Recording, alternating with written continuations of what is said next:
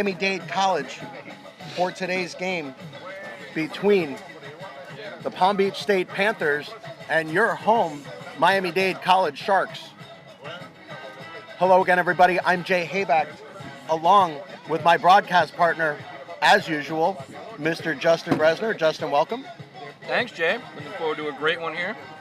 We lost a close one last night. Looking for the home field advantage to kick in.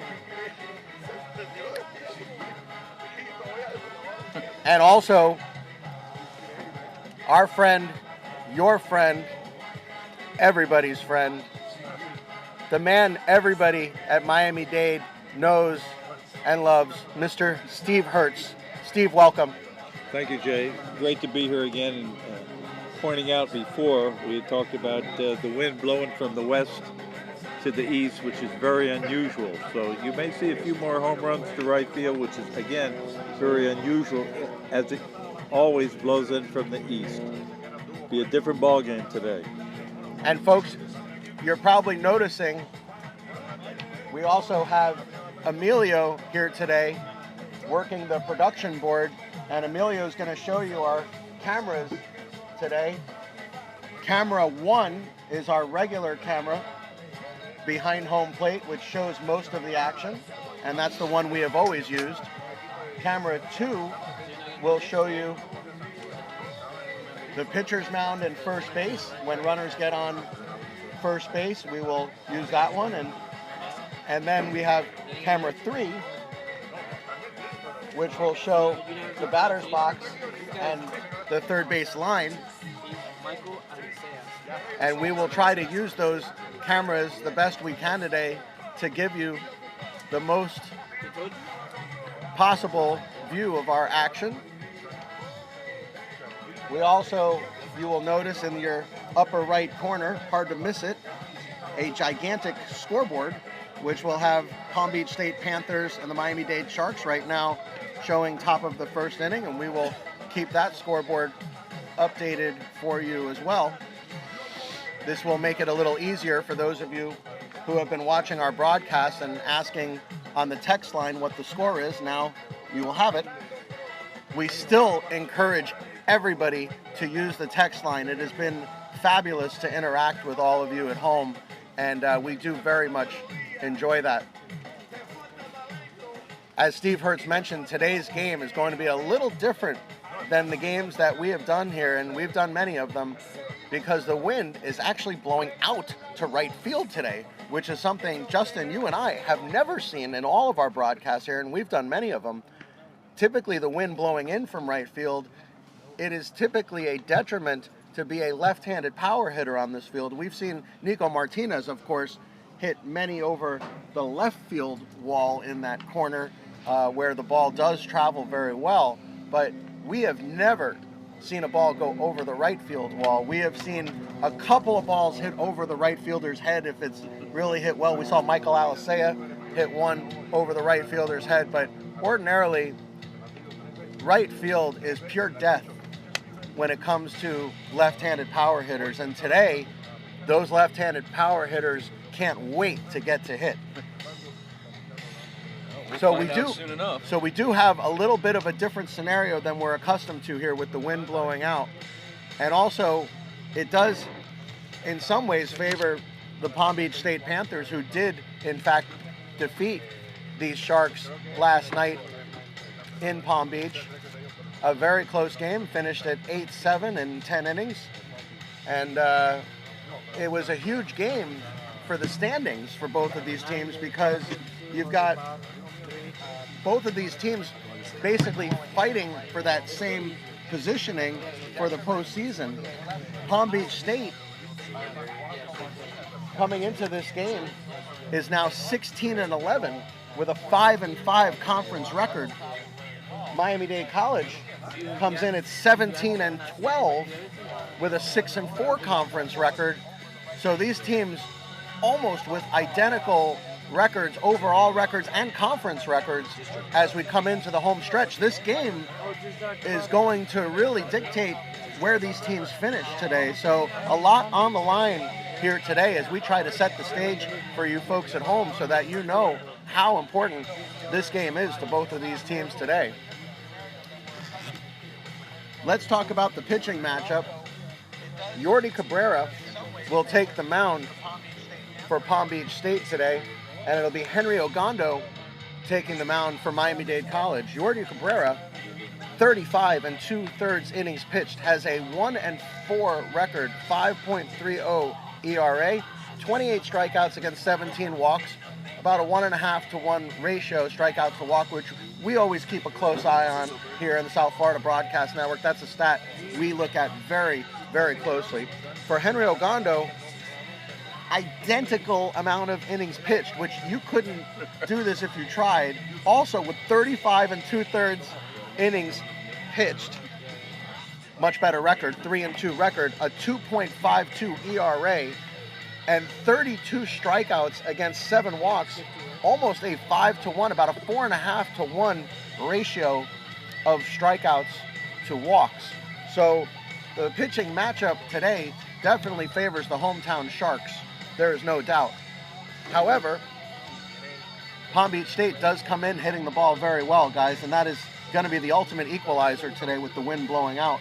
And we'll see if Ogando is able to not only keep the ball in the park, but keep the base runners off the bases, because with that wind blowing out, it does change a lot of these fly balls. We're so accustomed to seeing fly balls getting caught here because they are caught in the wind and they'll go up in the air and stop and come straight down. We've seen that happen an incredible amount of times here at Miami-Dade College, because as soon as the ball goes in the air, it really doesn't go anywhere, especially when it goes to right field. But today, there is going to be some carry. So those balls that get the launch angle gets a little bit higher today will carry.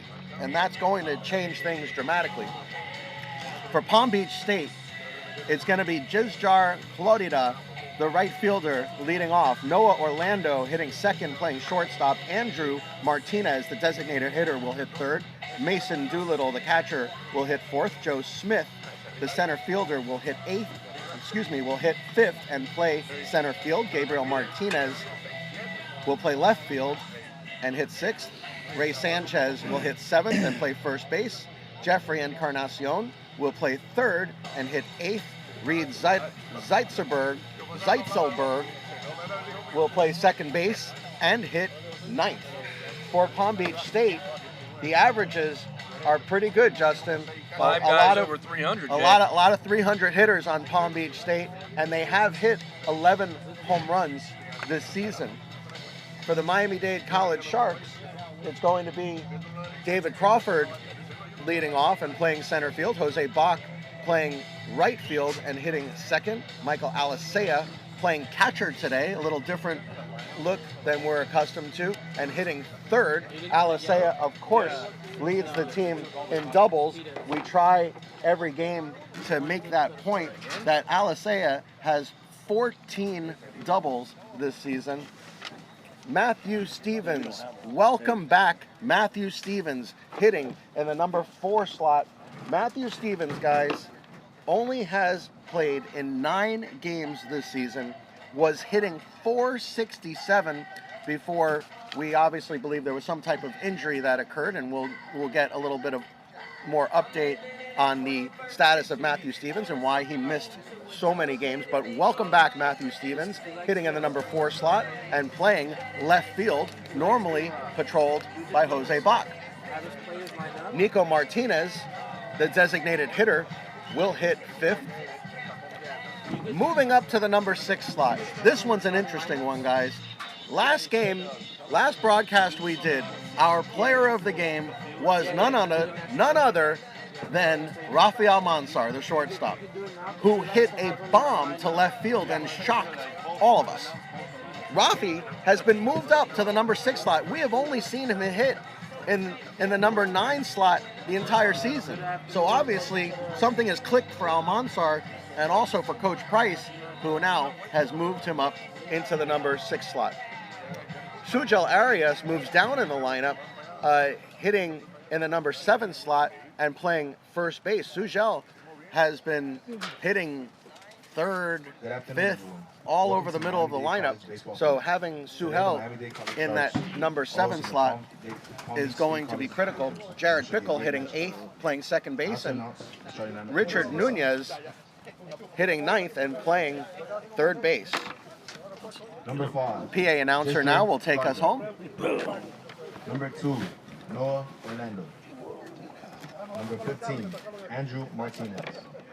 Number 24, Mason Doolittle.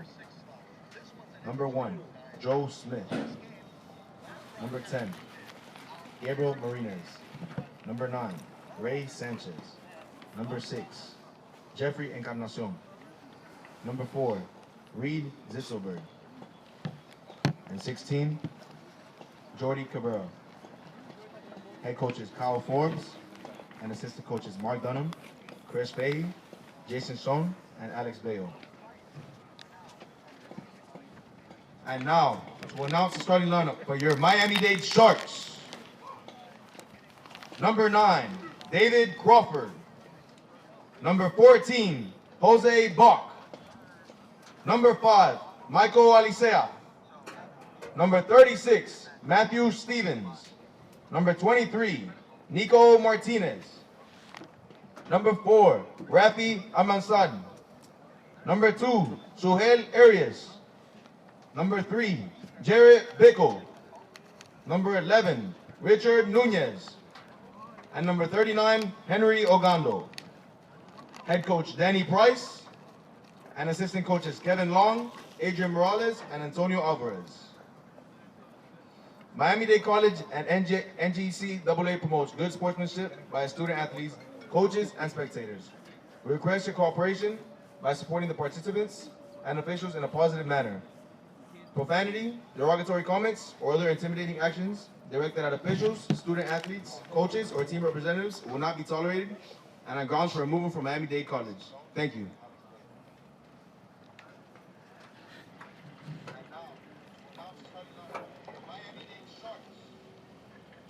All right, folks, so the pregame meeting now at home plate between Kyle Forbes, the head coach of Palm Beach State, and our hometown coach, Danny Price, number 21, with his back to our number 1 camera.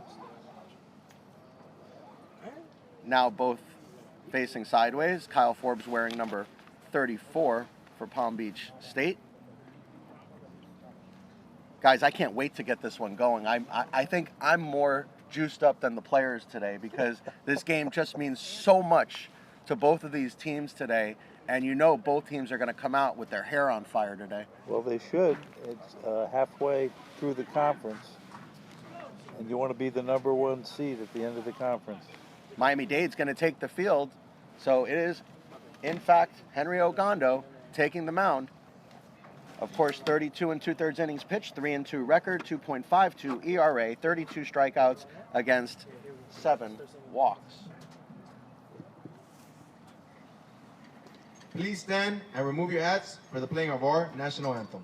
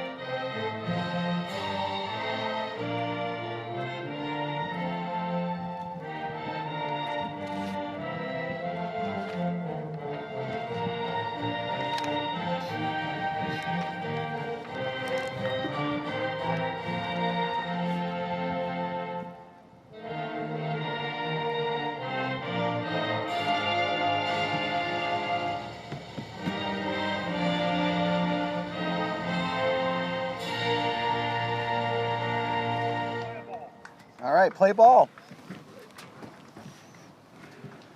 It is a beautiful day for baseball here. Not a cloud to be found in the sky. Temperature in the low 70s, upper 60s, with a nice gentle breeze. For those of you experiencing a little bit colder weather in the north and northeast, we're not going to tell you to eat your hearts out, but we're going to say something pretty close to that, as we are experiencing tremendous weather here in South Florida today, which is why we live here, right, guys? Without a doubt. Beautiful day. Beautiful. Cool. Pretty. What a day for baseball. So Ogando will take his warm-up tosses here.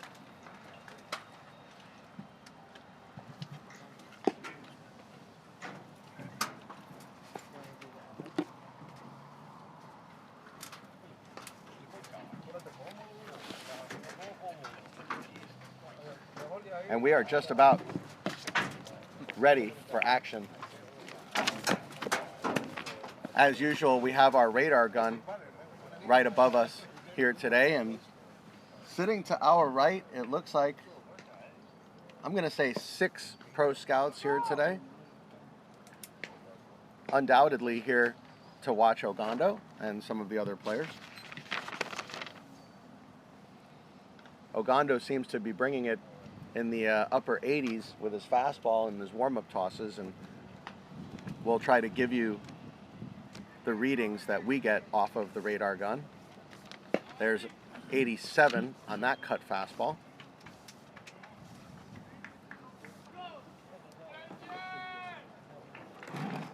So stepping in is going to be Jizjar Clotida, the right fielder.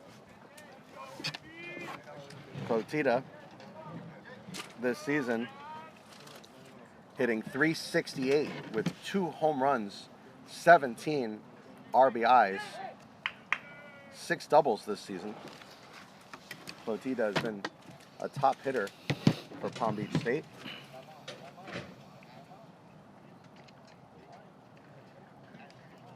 And we are ready for action. And there's a strike at 88 miles an hour to start. Good movement on that fastball, Steve. Absolutely. It's coming right after him right away. You can see Richard Nunez on the grass at third. Does not want to give away a bunt here early. Did he go? No, he did not. Unfortunately, guys, because it's a 2-umpire setup, you're asking an umpire who's about 110 feet down the line at first base to decide whether a left-handed hitter swung. Obviously, in the major leagues, you'd be asking Steve, that third base umpire. Absolutely. A lot easier to see from the other side. So the 2-umpire setup, literally unable to decide whether that's a swing or not. The home plate umpire may have had a better look at it than the first base umpire. Hard to overrule at that point. Right.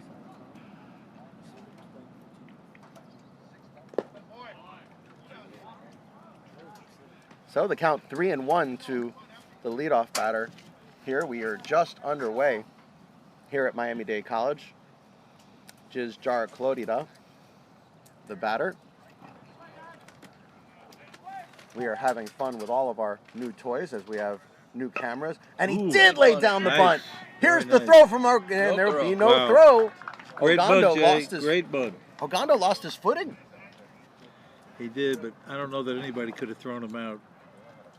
Very well placed bud. Might be one of the reasons he's hitting .368. You can see the advanced scouting as Nunez was on the grass, but he had no chance of getting there. Not at all.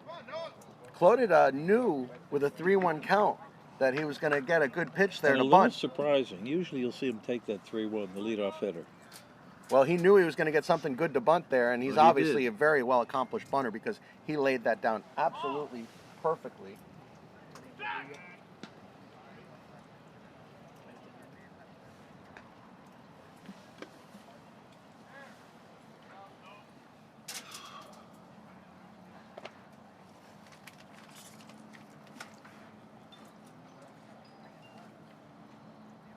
So this is Noah Orlando at the plate. Shortstop for the Panthers. Popped up, out of play. Orlando batting .287 on the season. And 9 stolen bases, Jay. So this is not the guy the Sharks want to put on base.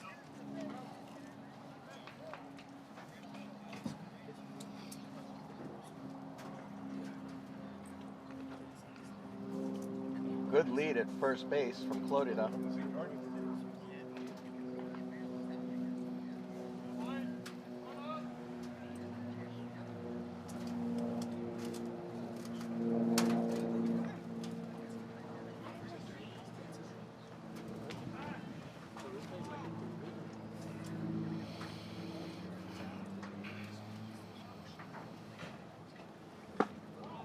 That one just missed. Breaking ball. Good one too, just a little high. Well, we're going to find out what kind of strike zone this umpire has, Steve, because I think that may have been called a strike by some of the other umpires we've seen out here. It was borderline high. I mean, look at where his waist is. Look where... Isn't that a bell-tie pitch? It used to be the letters, right, Steve? I mean, come on. They used to say the letters. Come on. It's really the belt. It's really the belt. Well, these Let say it runner go. goes, and this one hit just foul down the right side. Might have been a hit and run. Pretty good stroke up for a hit and run. Just missed.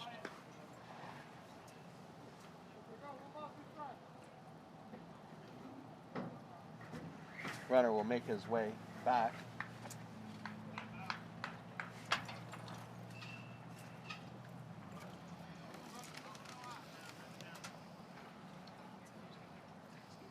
Well, one of the unexpected advantages of having our camera in that spot, we actually get the on-deck hitter as well, which I think that's fairly cool. That one hit foul.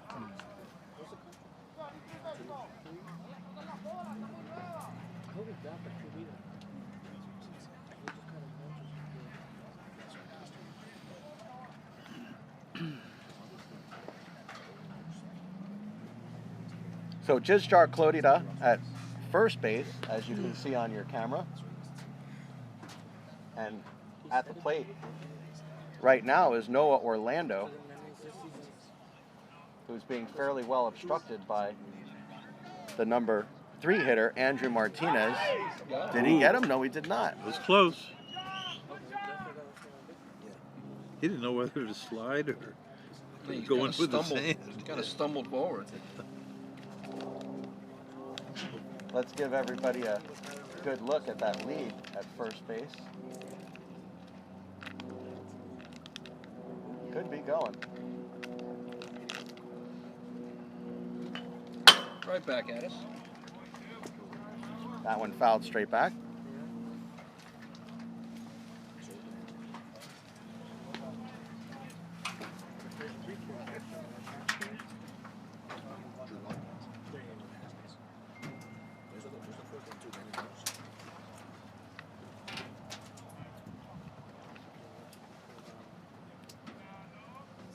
Big pitch coming here. 1 and 2, no outs here in the first. That one hit up There's the a middle. This could double be play. 2. Oh, to second for 1, and back to first. A double play. A nice double play. Got him. Absolutely. Pretty double play there. A tailor-made double play as Jared Bickle, Justin, and we talk about Jared all the time in his fielding, looks so smooth on that turn. Made it so easy for Rafael Monsar to make that turn at second base. So Orlando hits into the 4-6-3 double play. This is Andrew Martinez, designated hitter.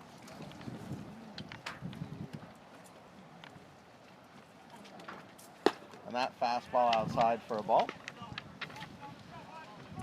So a much different situation here, guys. We went from 1 on and no outs to none on and 2 outs. Feels a little better. Wind starting to pick up here. Big swing and a miss at the 82-mile-an-hour changeup. Nice pitch. Boy, that thing dropped right off the table, It did. Steve. You know, usually you don't call a changeup a wipeout changeup, but that to me looked like as close to one as we've seen. Well, it was. He had great arm action with that. Looks like a fastball coming in.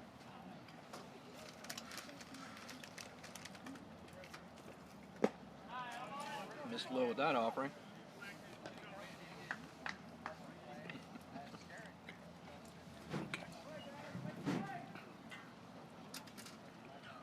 Count 2-1 to Andrew Martinez. Martinez hitting .318 on the season with 15 RBIs. Hits that one into the ground. This is going to be a hard play.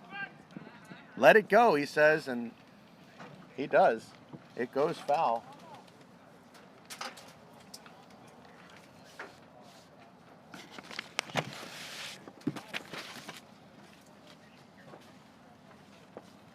Folks, don't forget, we have, with many viewers right now, use that live chat, and we will use it on the air. Keep it clean, folks.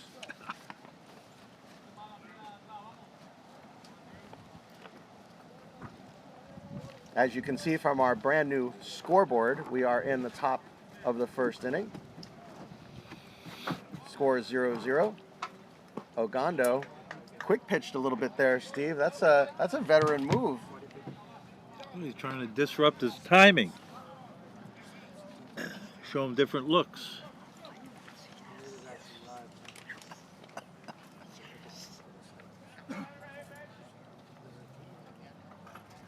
I noticed along with Wells, we're also missing Chris Borer in the starting lineup today, Jay. I guarantee you Borer's going to get at least one at bat, Justin, when all is said and done. Hits that one to the ground. You know, one thing, guys, I've noticed is Ogando has a good sink to a lot of his pitches. He's getting the batters to hit the ball on the ground, which today could be key with that wind blowing out. Well, it will be. He's got the late sink, which is, if he has command with that, he's going to get a lot of ground ball outs.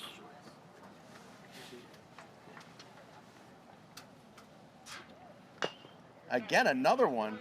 That's got to be at least the 6th contact we've seen where the ball barely hits the bat and goes on the ground. That's right. Great late sink on that fastball.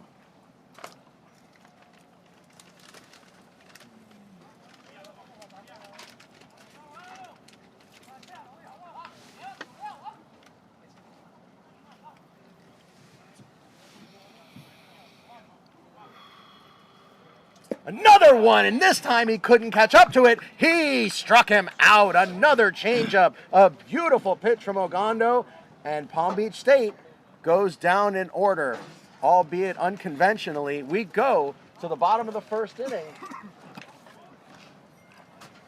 Palm Beach State nothing. Miami-Dade College coming to bat. You said speed.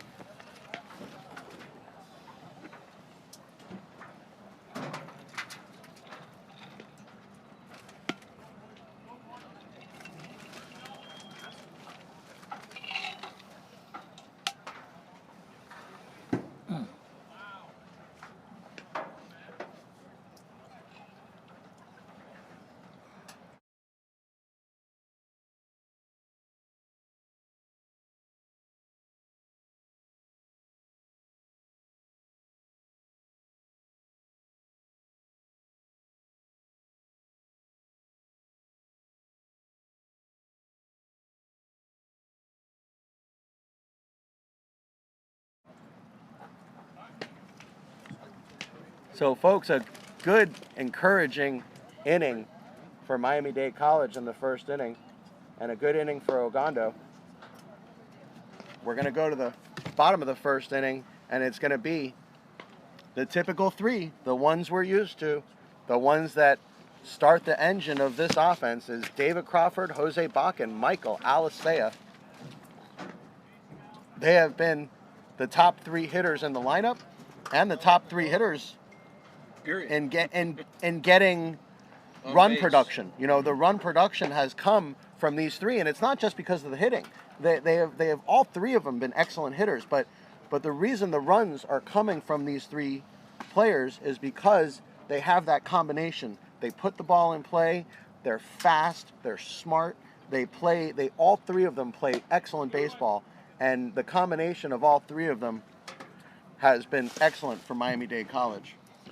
You know, some of the fans out there, Justin, Jay, might remember the name Luis Alicea. Of course. Luis played at Florida State, was a star there. Cardinals. And then he played with the Cardinals, played 13 years in the big leagues. Well, that's Michael's uncle, who lives in Palm Beach.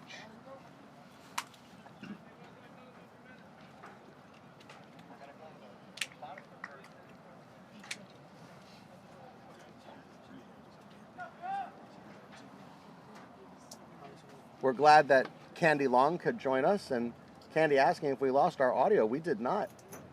We have 3 cameras for you to enjoy today, Candy, and we're glad you've joined us. We have, of course, our regular camera 1 that you're looking at. Camera 2 and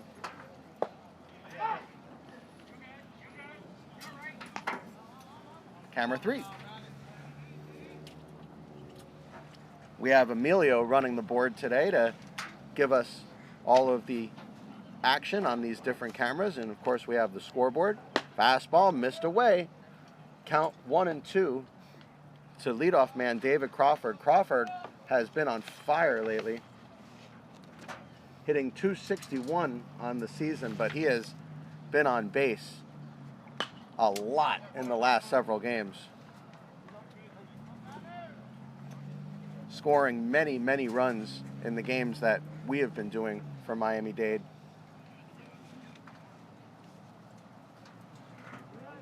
You know, I think they might be underestimating his bunt ability here, Steve. They're playing him back off. A little bit, yes. Hit Nice. up the middle for a Well, base hit, and Crawford continues his hot hitting. Hit that ball right on the button, right back where it was pitched.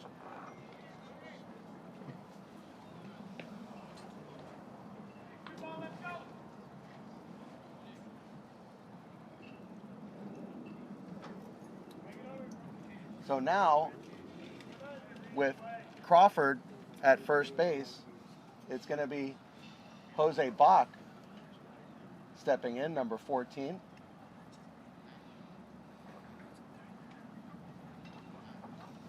Crawford with a sizable lead at first base.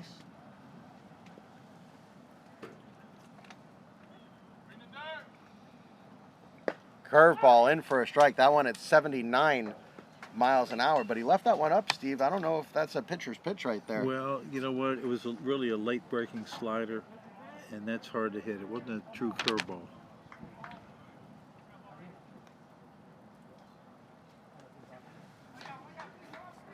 Bach has also been hot lately,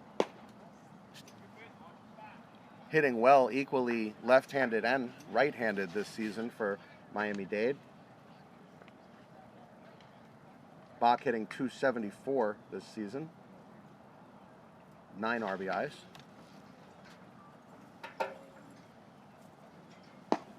Low and away.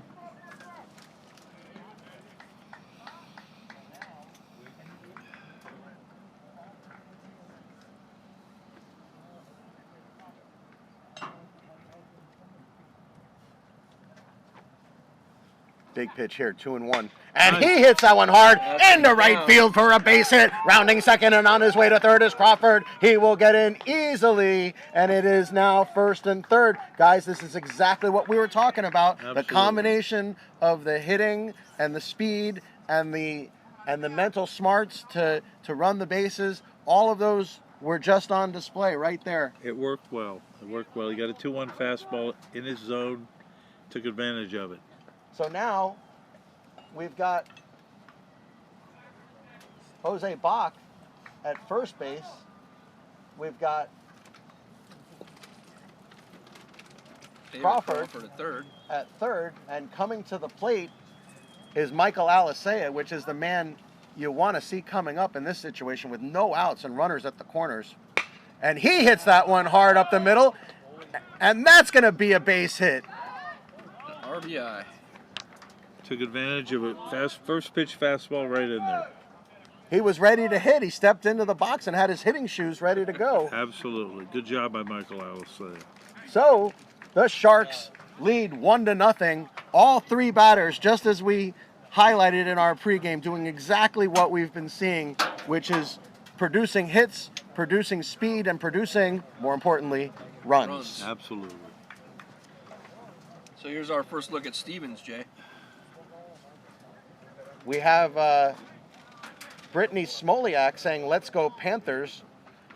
So we do have Panthers watching, and we're Good. always glad when the opponents watch as well. Of course, this is a Miami-Dade College Sharks broadcast, but we are very, very happy to see our opponents watching as well. And here is the aforementioned Matthew Stevens. Stevens, after a long hiatus, you know he's been thinking about that swing for a while, guys. So. Well, you know, he did swing at a first pitch slider. He'll be a little more patient. Look for his pitch.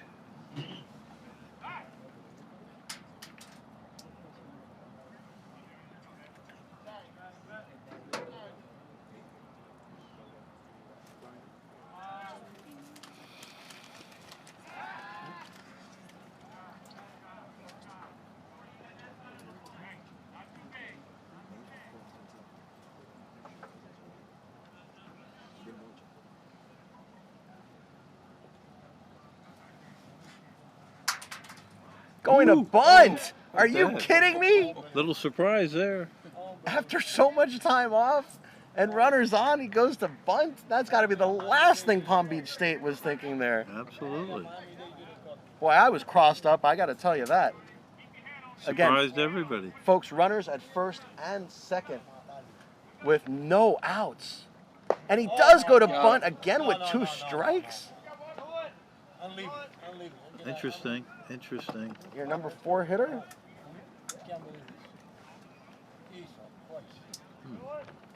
Fans not happy with it.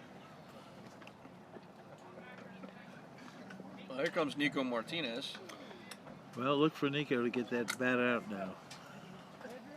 Guys, that Nico corner is calling his name because with the wind not blowing in today, nothing to stop that ball from traveling today.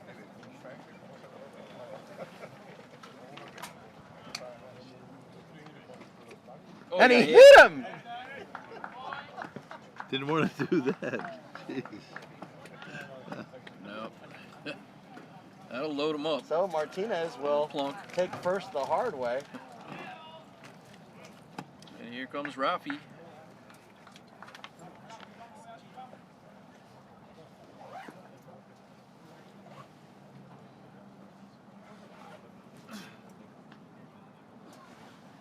So now, guys, what did we say, Steve? The number 6 hitter comes up with runners on base all game. And what do we have right now? We have bases loaded and Rafael Mansar coming to bat. Well, let's see what Rafi does in this situation. Moved him up in the lineup. This is exactly the situation that I would expect a number 6 hitter to be coming up in.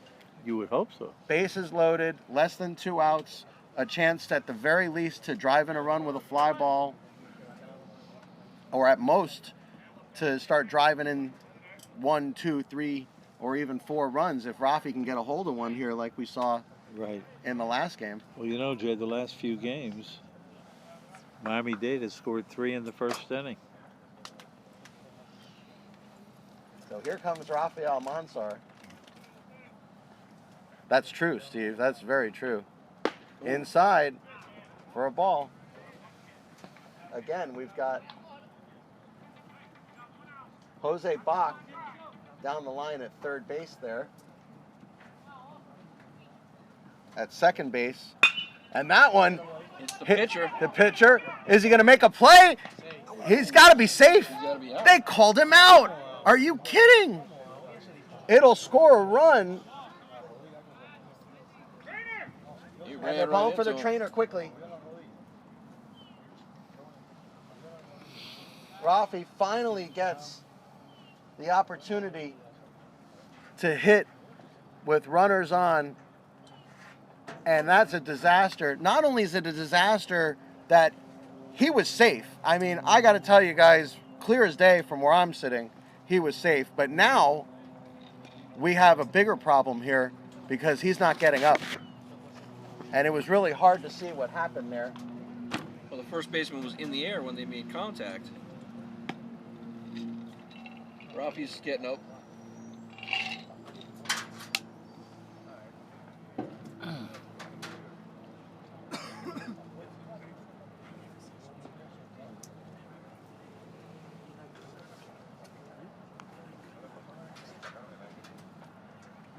Folks, hopefully for our next game, we will have instant replay for you. Our instant replay wasn't quite set up for this game. We had to take a good 3 hours just to get all of our cameras set up and all of our audio and everything today. But the next step for us and our broadcast will be to bring you instant replay. And had we had it there, it would have been very helpful. But unfortunately, we do not have that. I will tell you from my own recollection, when Rafi hit that ball, he got to first base, he beat the ball there. The ball was thrown high. The first baseman for Palm Beach State made the best play he could make, which was Ray Sanchez made the best play he could make, which is grab the ball and try to tag Rafi with it. And somehow they got tangled up, and Rafi took the worst of it. And Rafi, the good news is he's walking off under his own power, so I don't know what that means here, guys. Is he still going to stay in the game? Doesn't look like it. Doesn't look like he's going to stay in the game? I don't think so. He was walking pretty good off the field. Who's going to play short? That's a good question. Might move Bickle over there. So, well, this is a big 2-out at bat. You know, you'd like to have another run or two. well, we'll see if they pitch around Arias with first base open, and they did pitch around him on that first pitch. With Bickle on deck, we'll see if they pitch around Suhel Arias. You know, usually, Jay, you see bases loaded and a ball hit back to the pitcher. Usually double play, home to first. Suhel hitting .319 this season. Hit hard on the line. That's going to be a foul ball. Whoa. Are you kidding? I think they're going to argue Wait that one. That was a minute. awful close. Awful Wait close. a minute. Hard to tell from our angle, though. That's 2 in a row. That is Well, 2 in a row, guys. Yeah, Coach Price isn't arguing. Not only, well, he thought about it. Not only should Rafi have been safe at first, but that should have scored 2 runs right there. Well, if it was fair, it would have. That's what I'm saying. It was fair. Well, from your angle and my angle. Steve, don't make me pound the table. I'm not so Don't make sure. me do it. I'm not so I will sure. do it. Umpire has a little better angle than us. Up high for a ball. I think they're going to be very happy to walk Arias now. I don't think so. Well, the only reason you pitch to him here is because you got him 1 and 2, and you can Right. make your pitchers pitches. You want to make but, him chase. But the I next 2 guarantee pitches. you, he's not going to give him anything fat. Let's find out. Swing and You a know miss what? on an outside pitch. Yeah, good fastball on the outside part of the plate. That will do Chased it. it. But, Steve, as you said, Miami-Dade coming up big in the first inning again. Absolutely, another 2 runs. 2 runs in the first inning for Miami-Dade.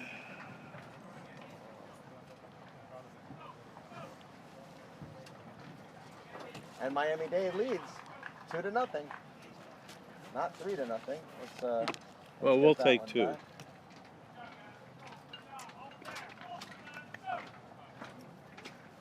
Let's get one off the board for Miami-Dade. There we go. And these things are just going to keep blowing around. It is 2-0 in favor of Miami-Dade. Miami-Dade jumping out on top again, just as we have been seeing in every one of these broadcasts. And it is such a pleasure to watch this team on offense, guys. Sure has been. Michael Alisea donning the tools of ignorance today, Steve, as usually we're accustomed to seeing Nico Martinez back there, but today it'll be Michael Alisea behind home plate. I know Martinez was battling some injuries and of course able to hit, as we're seeing him in the starting batting lineup Right. as the DH today, Right. but unable to fulfill his typical catcher's duties, and Alisea throws the ball into center field. Luckily, it's before the inning starts. Well, we know he's a little excited behind home plate today.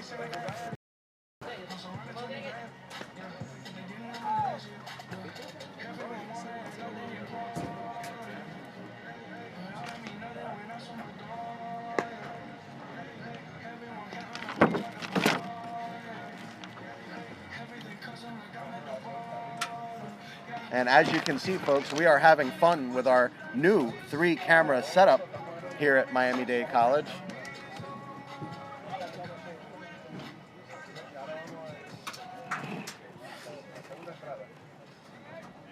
Here's Mason Doolittle leading it off for the Panthers. On top of the second.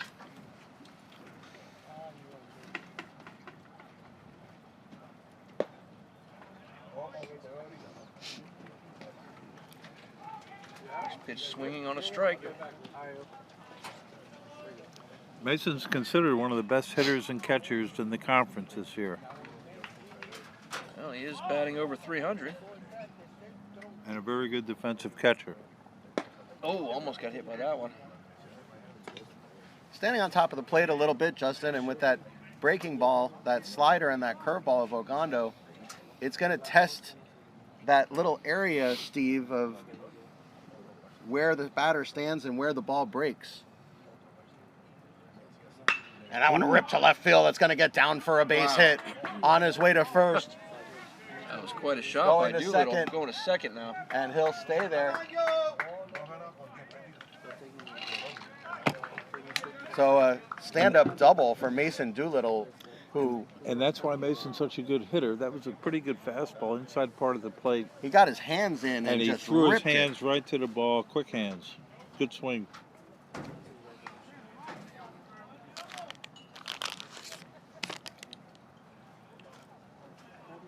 So this is Joe Smith at the plate, the center fielder.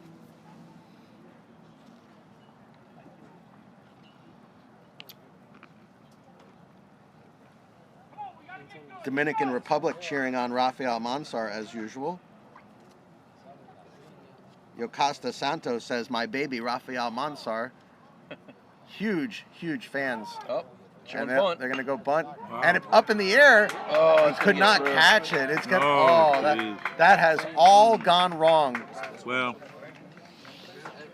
he gambled on getting it in the air. If you miss it, this is what happens. That went from 2 outs, no men on, to no outs, 2 men on in a blink. That's what happens. Just like the double play last inning. And I don't think they're going to give him an error there, guys. I think No, they're going to that's rule not that an a hit. That's So not an error. it is now first and third with no outs. Palm Beach State trying to answer back the early rally from Miami-Dade College. Gabriel Martinez, the left fielder at the plate. Martinez batting .293 on the season.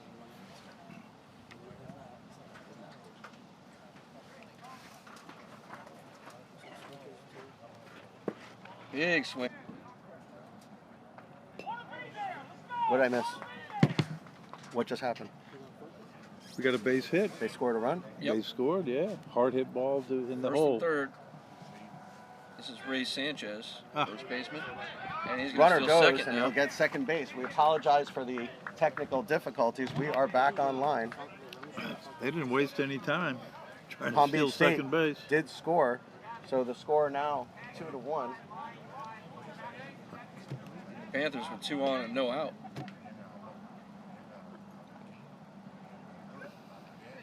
Looks like a power hitter up there. Ray Sanchez, he's knocked a few out. Wind blowing to right.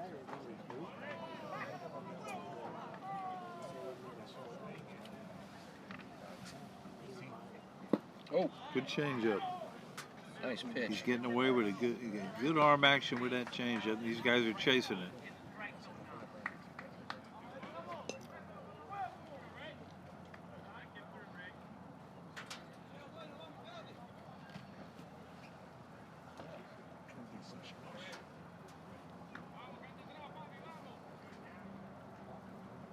And that one hit hard, but right Oh, over man. Suhel Arias.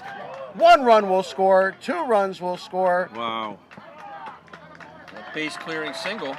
Well, you know what? That was a bad hop. That last hop jumped right over. Ray Sanchez gets over his a head. gift. Bad hop single. Bad That is hop single. 4 straight hits Yeah. for Palm Beach State. They've now taken a 3-2 lead in the game. 1 on, no outs. This will be Jeffrey Encarnacion, the third baseman.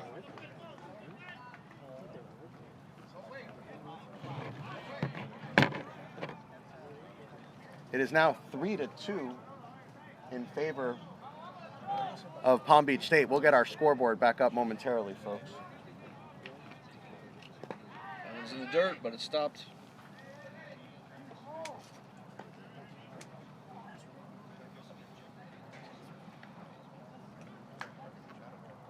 Sharks having a rough inning here. Sure are. Wow.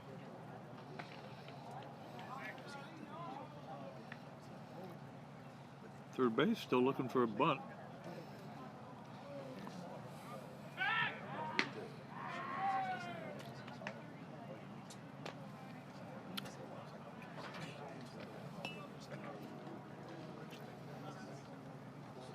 And we may have a change.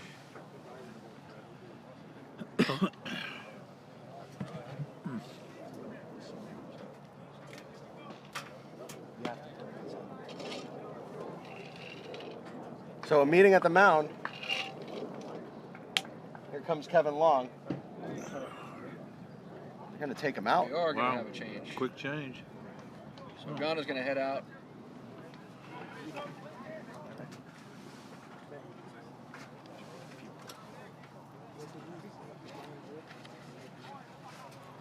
So as you can see, our scoreboard is back. It is 3-2 in favor of Palm Beach State. Guys, there's no outs. Nobody out. That's really the worrisome thing here is that, you know, we talked at the pregame show, guys, how important this game is for both teams.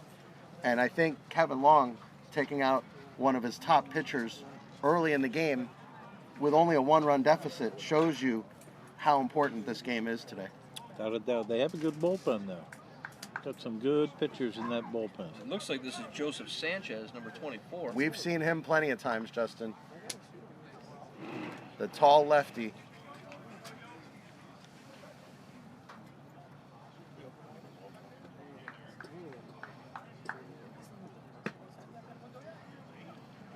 Get a good look at Sanchez.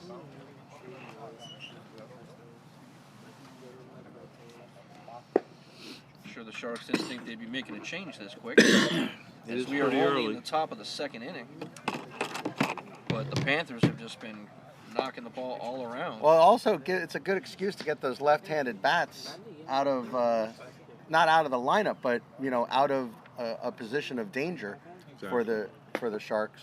Exactly.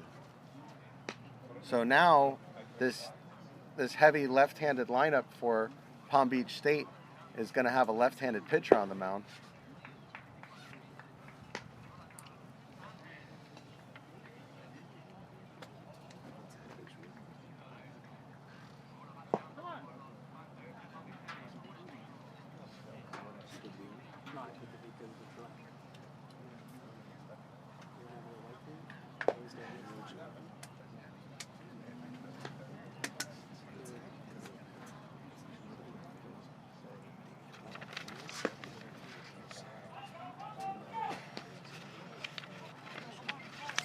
Go like this.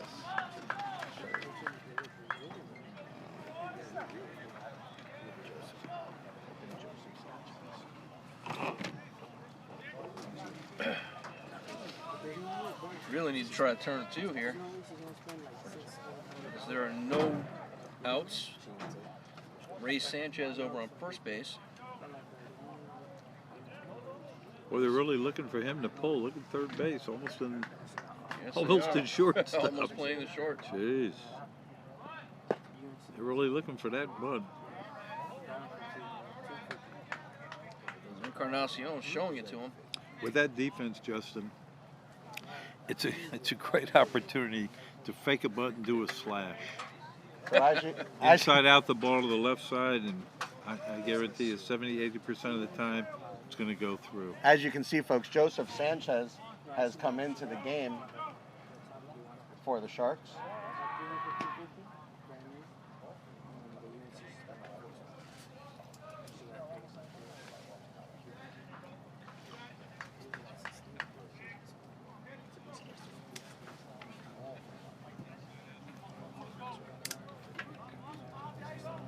Guys, this is a pretty intense situation here for the Sharks. Nice pitch, Right at outside the corner on the knees. knees. Encarnacion this season is hitting .253, but what really sticks out is he has 14 RBIs, hitting in the number 8 slot. That's a lot of RBIs Sure is. to be that far down in the lineup. Looks like a pretty good clutch hitter. Fastball up high. That one at 85 miles an hour.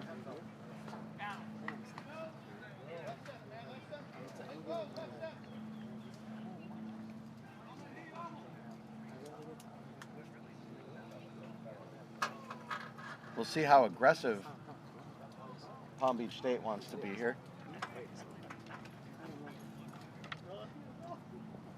That one hit hard to right field. It's going to get down for a base hit. Rounding second and on his way to third. He'll slip and stop at second base will be Ray Sanchez. So, especially with no outs, Steve, it wouldn't make any sense for him to try for third. Not at all. You don't make the first or the third out at third base. Absolutely. Absolutely. Guys, that is 5 hits in a row for Palm Beach State. Yeah. We knew today was going to be an offensive game. They are swinging the bats. We knew it. I'm impressed by these guys. Look, Miami-Dade in their first inning scored 2 runs. So Miami-Dade won the first inning. Let's get that straight. But now Palm Beach State is not interested in what happened in the first inning. They're only interested in what's happening now, which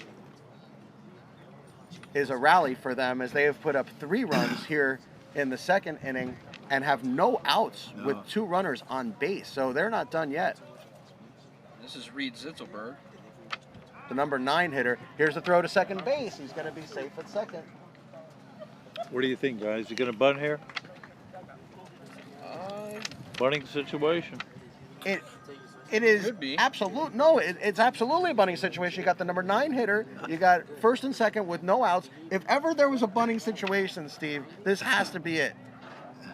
This is the bunting situation right here. Look at both corners coming in. Laid off it. He did look for the And ball. guys, I have really good news. Look who's playing shortstop. He's back. Rafi is back at short, so I'm sure all of our fans will be thrilled to hear that.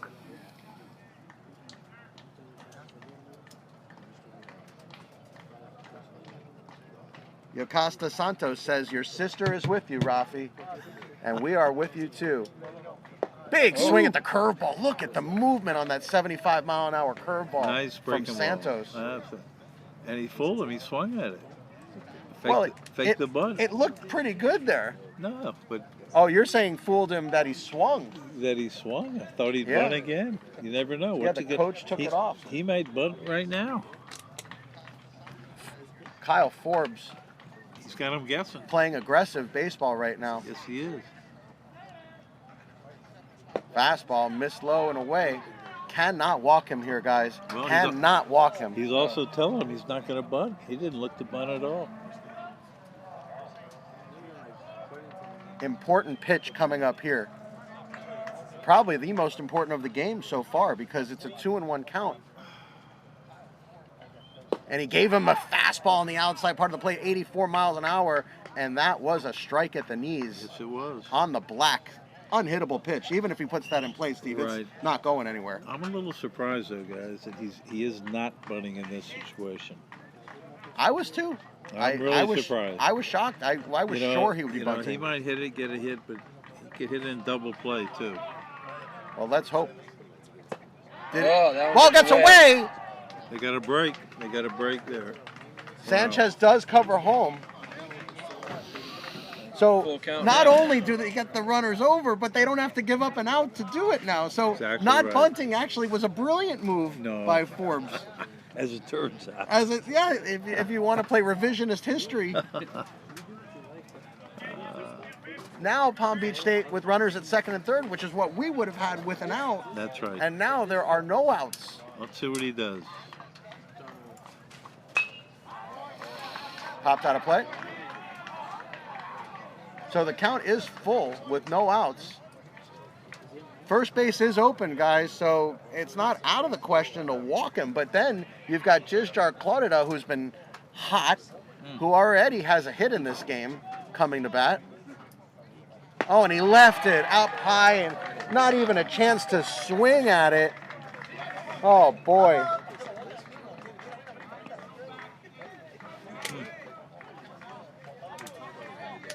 The Sharks need an out in the worst way.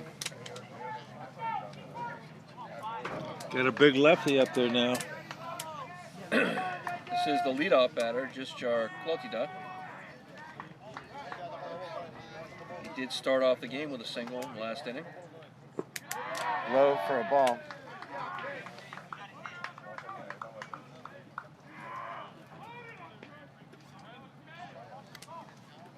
Only one pitch to look for here. It's a fastball right in your zone. I think if it's anything but that, Steve, he's not swinging.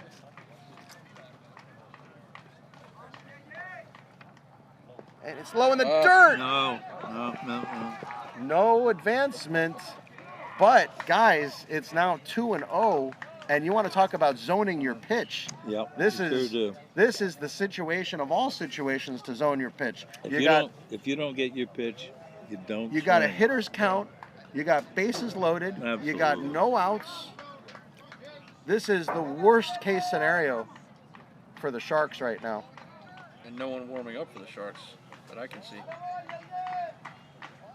Organized clapping going on from the Panthers, a rare thing that we've seen. And that one hits to left field. This is going to be trouble, and it's going to get down for a hit. It's They going to got score a break. run. They got a break. It's now 4-2. They got a break. Wow.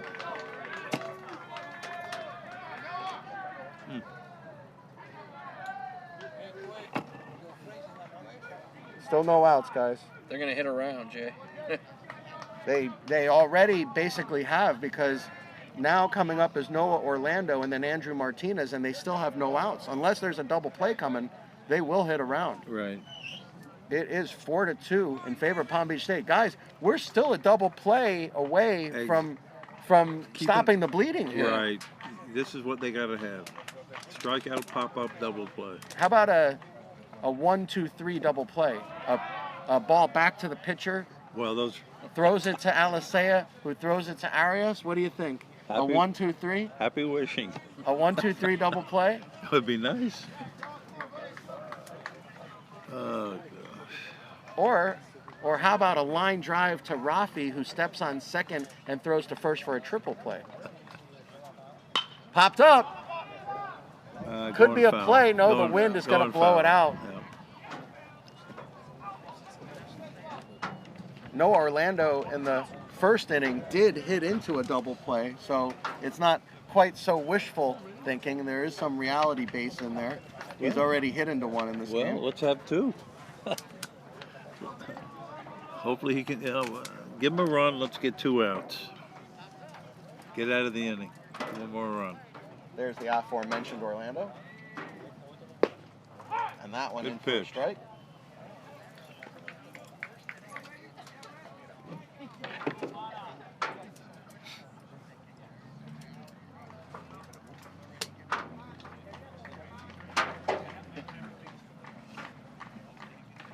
More organized clapping from the Panthers.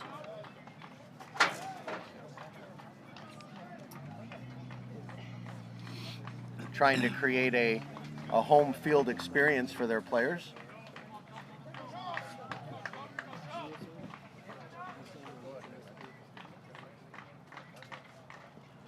Hits it on the ground. This is going to be a tough play. Oh, is it ever? And Gee, another run will score. That's a real break for Palm Beach. Real break.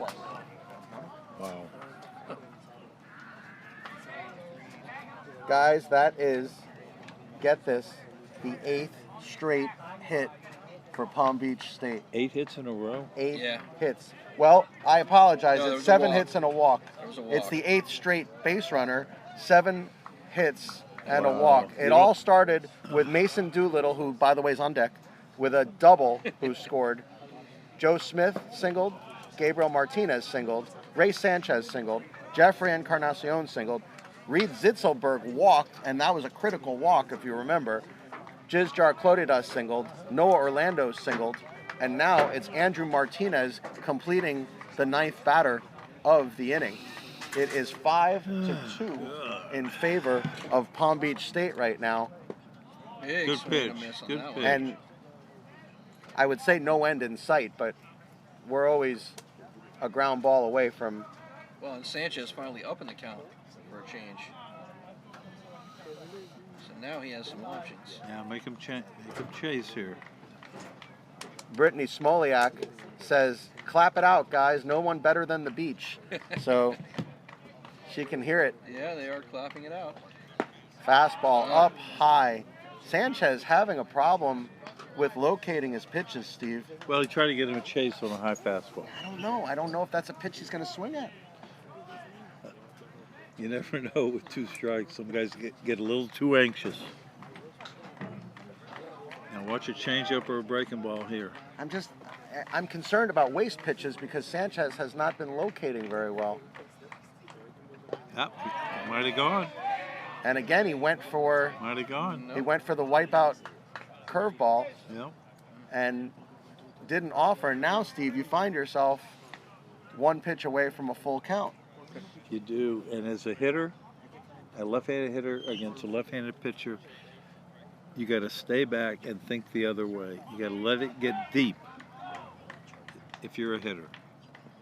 And Big swing and a miss. He struck him out. A huge strikeout for Sanchez. And that was a good pitch. And what the hitter didn't do was let it get deep. He was a little too early. If he had waited back, he either wouldn't have swung or he'd have hit a ball to the left side, which is what you want to do. So here's Mason Doolittle, started the inning with a double and eventually came around to score.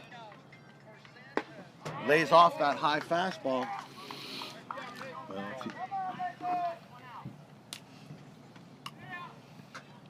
this is who they want up. Oh, absolutely. This is the guy. An imposing figure is Doolittle, as you can see on your screen. And that Good fastball pitch. in for a strike. Nice changeup down. Bottom of the strike zone. Good pitch. I said fastball. I'm corrected. Double play gets us out of the inning. That would be nice. And 5-2 is not insurmountable. There's another Low one. and away. This is what I'm talking about, Steve, is that location. You know, a 1-1 pitch. That was his chance there to get ahead of him. Well, that's what he wanted to do. And he Wanted to threw- chase that breaking ball. he I threw think he's a going to dead throw him fish. another one. I don't think he wants to throw him a fastball. He threw the dead fish changeup. That he did. Interesting to see what he throws here. I hope it's a strike, whatever it is. He did throw him a strike, and that ball is rocketed to right center field. 1 run will score. 2 runs will score. 3 runs. 3 runs will score. It'll go as a triple. Wow. It'll go as a base clearing triple. Unreal.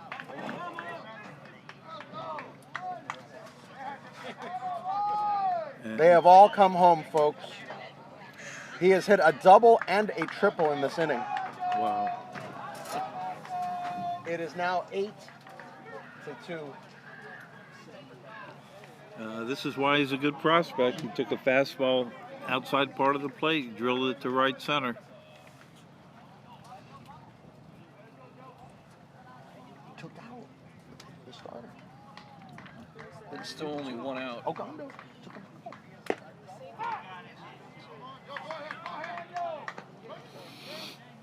8 runs in this Folks, inning it alone. is 8-2. It has all gone terribly wrong for the Sharks today. After a beautiful first inning for the Sharks, what looked to be a great day, and that one hit to third base, coming home with it. Is he going to be? Yes, he is. He's out at home. Nice play So at third. 2 outs in the inning. A smart play at third. Yes, it was. Richard Nunez backhand that ball and fired a strike to Alicea to get the out. Almost was safe. That one was a little close. closer than it It should was have close, been. Jay. It was close.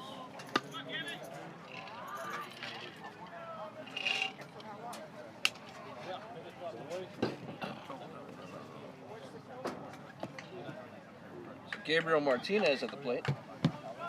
So there's 2 outs now with a runner at first base, which is Joe Smith. And he Goes goes down to the drag bunt again. bunt. Are you Great kidding? pitch. Oh, my God. Are you kidding? Wow. Oh, come on. That is kicking a man when he's down right there.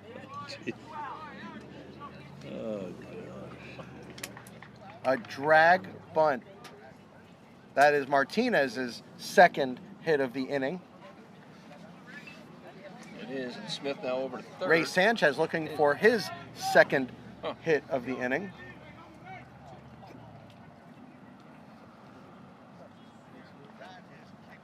Steve, we knew there was going to be some offense today. We just didn't know. A little more than I thought. We didn't know it was going to look like this. Wow. Well, that knockout blow by Mason Doolittle just absolutely took the wind out of this stadium. Good one. He had a 2-run double and a 3-run triple. Yeah, sorry, Justin. I know I have to be specific when I talk about the knockout blows from Mason Doolittle. 5 runs, 5 RBI he's accounted for. wow.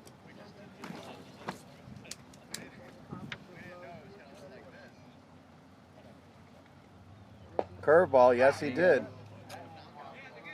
What we have to do now, guys, is just regroup, take a breath, realize that it's a long game ahead of us. We scored 2 runs in the only inning that we've batted.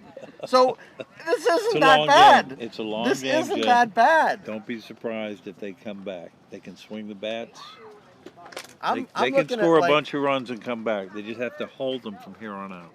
Popped up out of play. I'm gonna call it right now, guys. Miami-Dade wins 12-10. I'll agree. I hope you're right. Not an easy call, but I said it. You said it. but it can happen. It can happen. And it was broadcasted, so there's no chance of You're gonna be held to misunderstanding.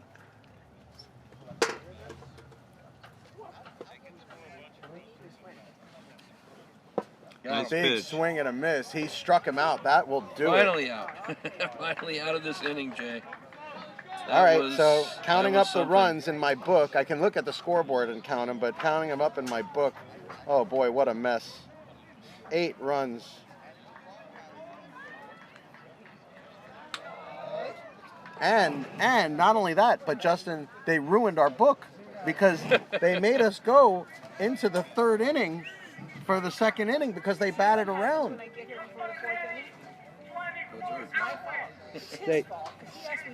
Stay home. How you doing? How you doing? Good. Caesar's here too. He just got here. Say it again. Caesar is here as well. Where is he? He's just got here. He's over there. How you?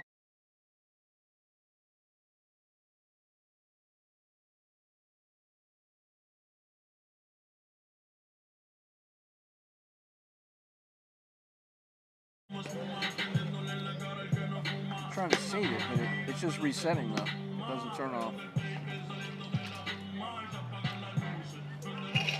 Alright.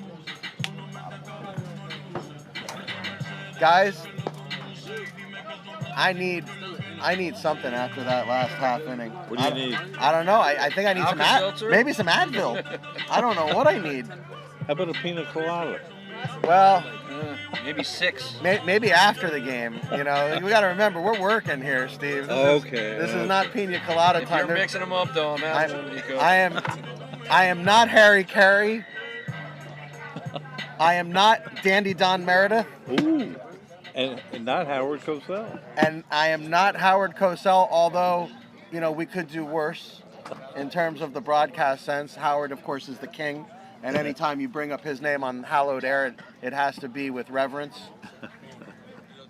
A tremendous broadcaster was Howard Cosell. And this one hit to 3rd base. Uh-oh. And he is out at first. So Suhel Arias makes the Jared first out of the inning. Excuse me, that was Pickle? that was Jared Pickle. Here's Richard Nunez in his new number 9 slot, Jay. See if that changes anything for the... We love our number 9 hitters here. Today we love any hitters. That one almost hit him. As they got a steep mountain to climb to Sure get do. back into this. Wow. I think that was the time to say we got ice, Justin. Yeah. We got ice. Fastball up high.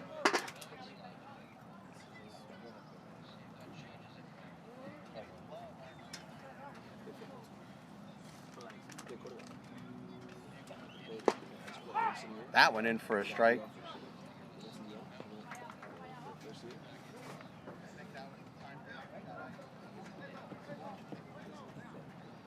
But as we were discussing some of the broadcasters of yesteryear, we were talking about broadcasters that have been known to dabble in the sauce during their broadcasts. Okay.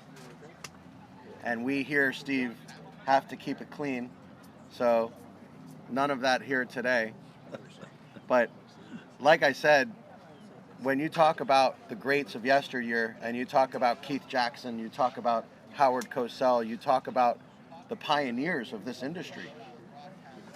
Those were some of the best broadcasters we've ever seen, and part of the reason why sports grew to what it is today. If you look at what Howard Cosell did for sports, he may have been as instrumental in the growth of what we've seen financially in sports as any other reason. Well, I think you're right. He was a pioneer, no question. But you look at what sports were before, they were always enjoyed, but never at the level of what we see now in terms of the financial of, you know, the Manny Machado's getting $300 million and now the Mike Trout's getting $400 million. I don't think any of that happens without people like Howard Cosell paving the way. That's what I'm saying. He was a pioneer. He started it. Dick Schaap. Remember Dick Schaap? Of course. Big swing and a miss. He struck him out. A lot of good ones in the early years. Paved the way. Since Well, it's back to the top of the order for Keith David Jackson Crawford. was doing Monday Night Football, and ABC moved him to be their face of college football, which ended up being a great move for ABC and ended up being a great move for Keith Jackson. But at the time, he was very upset by that, and he wanted to be in all sports. He wanted to be in pro football. He wanted to be in baseball, which he also did very well. And when ABC made him the face of college football, that was not a move that went in for a strike. That was not a move he wanted. And it ended up being a great thing for both him and ABC. Right. At the end of the day, I'm sure he was happy with what happened. You know, you can't even think of college football now without thinking of Keith Jackson. Sure.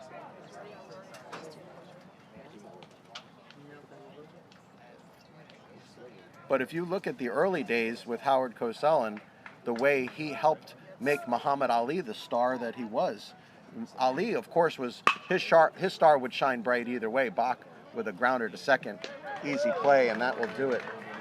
Crawford, and that will do it. The one thing we did not want there, guys, is for the Sharks to go down in order, and that they did. How long do you think that second inning just lasted? Well, I can tell you that the part where we were in the field lasted about an hour, and the part where we were at the plate lasted about 3 minutes, if that. It was a good hour. It was a good hour. But again, a lot of baseball left.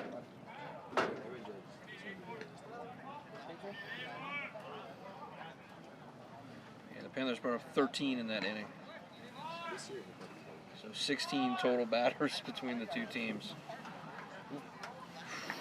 You don't see it very often. No, you do not. That was tough. Let's see if the Sharks can jump back into this here.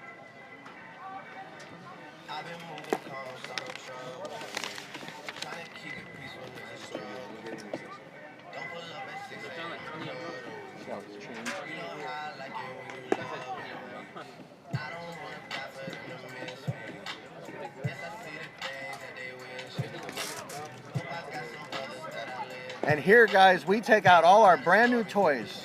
We get new cameras, we get a scoreboard, we even put up a couple graphics during this game, and this is how we're rewarded.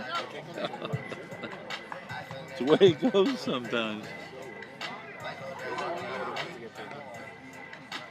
This has put our entire broadcast booth in utter dismay. I can't believe what I am watching. It'll be a long day, Jay. Long day. Heavy. Where's Lou Sanchez? Lou's still here? Where is he? More clapping from Palm Beach State. Somebody go tell them they've scored enough runs, Is please. Lou still here? Yeah. And that one hit Left. hard to center field. The wind's going to take that. Going Wait. back, and he makes the catch. Encarnacion flies out Read two to articles. center field Two. to start the inning to Crawford. Zitzelberg now will come hit. That's the only walk of the day for the Panthers.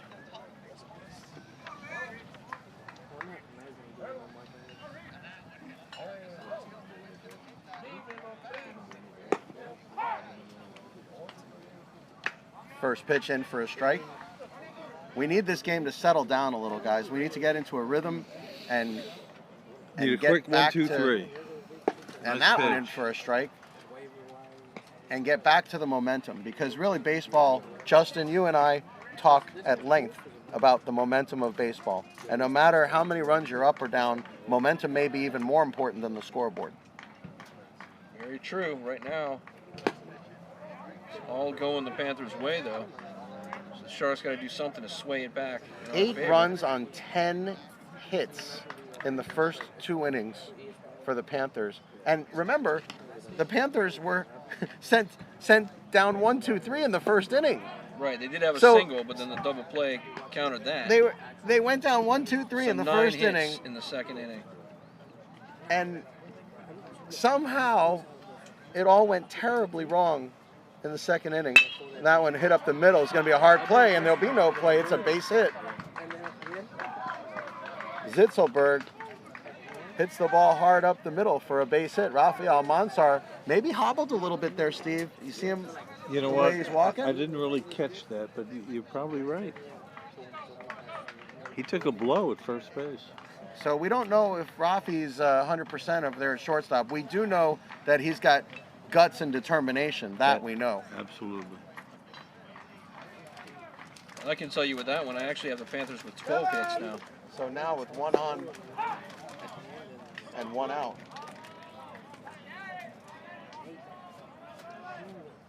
Zitzelberg with a pretty good lead at first base. And this is Jizjar Clodida, who already, Justin, I can't believe I'm saying this, is coming up for his 3rd at-bat. Hard to believe, 3rd inning. Yes, he is. 3 at bats. That's ridiculous. Doesn't happen often. There's the clapping again. And that one popped up. Is there a chance? No, Careful. there's not. Watch out, fans.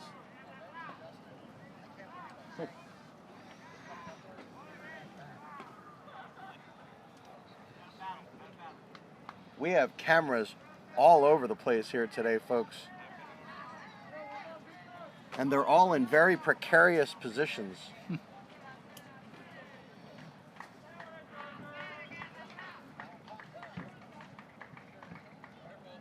Fastball hit up the middle, right Double back to play. Sanchez. Second for 1, Nice. back to All right. first, safe at Save first. They get the lead runner, does Sanchez. He made a nice play, but He sure did. Clodida just runs too well. And Clodida finally makes an out. So that's encouraging. 2 outs in the inning. This is Noah Orlando. Orlando, 1 for 2 on the day, singled and scored in the second, but then again, who didn't? All right.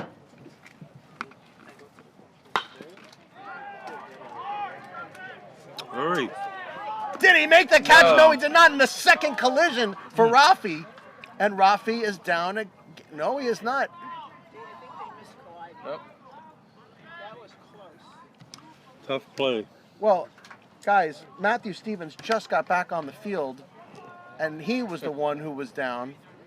Rafi's walking slow. Stevens walking slow. We're becoming a MASH unit. Oh, man.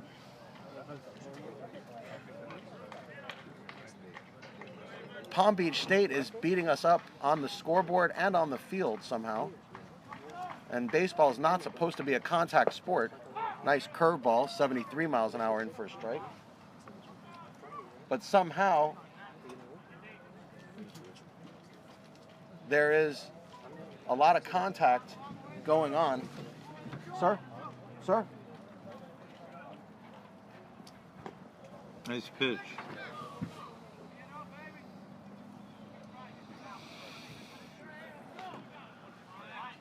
Good changeup, 0-2.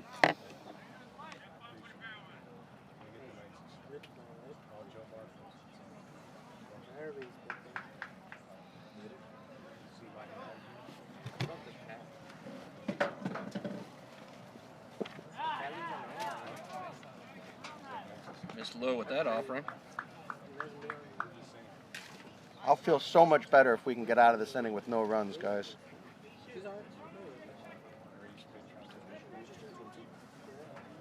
Two on, 2 outs, a 1-2 count to Martinez, and he just missed. It was a good-looking pitch, but off the plate.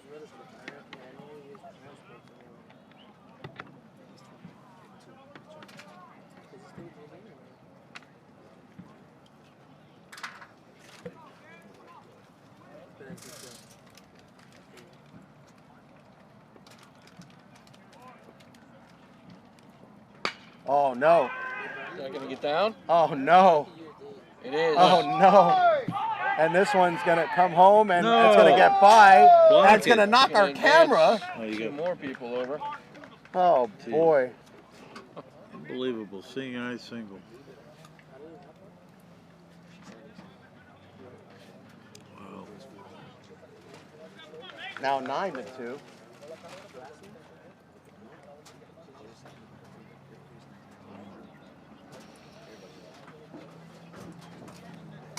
And guys, who's the one guy you don't want up right now? Doolittle. Again. Again. A double and a triple already on the day. Coming up for his 5 third RBI. at bat. I think I've seen enough of him. Oh, they're putting him on. Good choice. Are they? Oh, No, they're not. No, it looks like they were. No, they would just I'm point to first. I'm going to be surprised if they pitched him. Oh, please don't. Low for a ball. Yeah. You're going to see 4 pitches and trying to get him to chase. You know, that one was a little too close. I think. I agree. I think It he just could have missed. He could have Kelly leaked that one. If he'd have golfed it, he might For those of you who remember Bad News Bears, Kelly Leak actually hit was going to be, and that one's ripped, but foul. Oh boy. High fastball. He's got quick hands. Kelly Leak, of course, was the star for the Bad News Bears that they were going to intentionally walk and threw the ball way outside, and Kelly Leak somehow hit the ball over the fence for a home run to win the game. So What a great movie. we may see another Kelly Leak situation here, and that one in the dirt. Yeah, no chance unless you're playing cricket. No chance of hitting that one. Now, Steve, if he had short hopped, hit that. Yes. That is in play, correct? Yes, sir, it is. You can hit it All right. on a bounce. Then I don't even want to see one in the dirt then. No, he's not good. Well, I think I put him on right here. He gave him one to hit, Well, and he no, let it really, go it for was a a pretty strike. good fastball into a Hey, corner if on it's the a knees. strike, he can hit it, and Wasn't his pitch. anything near the strike zone, and Doolittle's gonna do a lot. Look with. for a changeup in the dirt.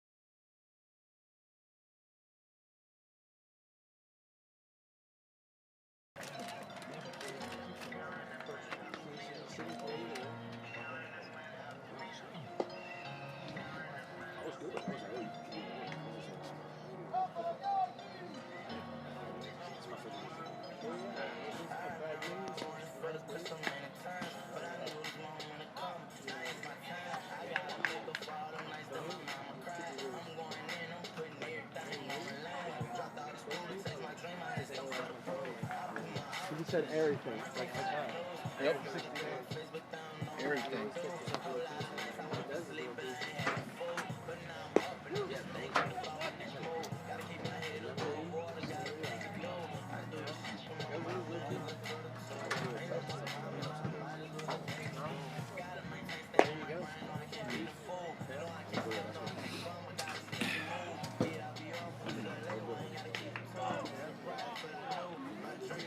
Well, folks, camera one took a beating, but we're still here. And that is camera one. We are fully enjoying our new 3-camera setup.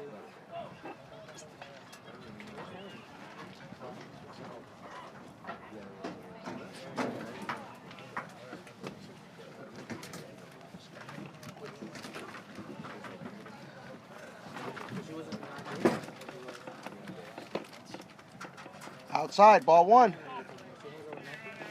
So here's Jose Bach. Guys, this is the part of the lineup that needs to deliver. We may need this part of the lineup to deliver every time they're up today. Well, to get back in the game, absolutely.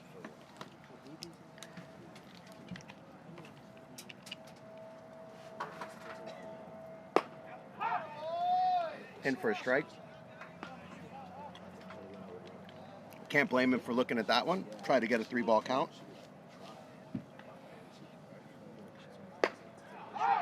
On the outside corner. That one could have went either way. Let's be generous. Could have went either way. Or we could say that one was a ball. That one sure was. We got to get him out of his rhythm, though, because you can see Yordi Cabrera is working like Yusniel Padron, if those of you who remember last season. In for strike 3, he struck him out. You know, Bach had to know if the first one was called, the second one was going to be called too.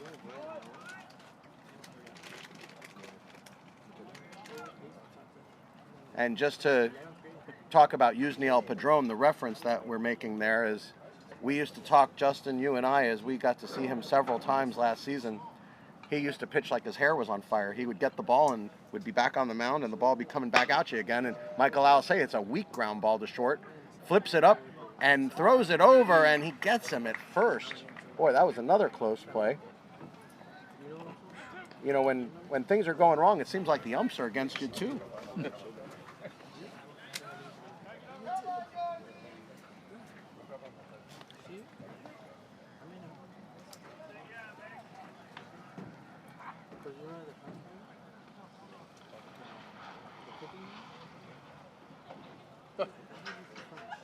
Okay.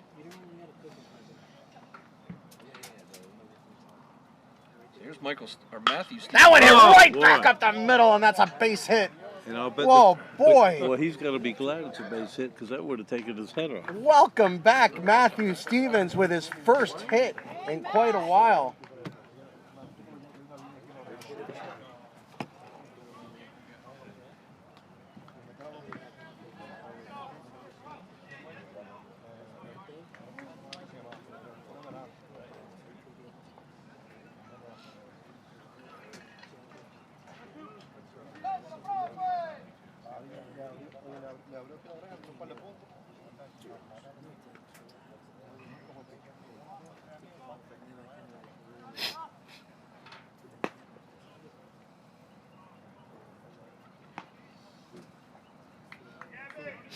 Here's Nico Martinez, the DH, was hit by a pitch back in the first.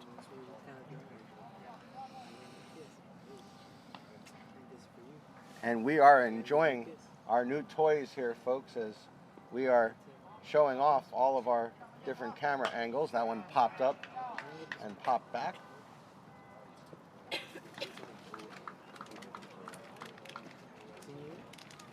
Nico Martinez at the plate. It is Matthew Stevens at first base.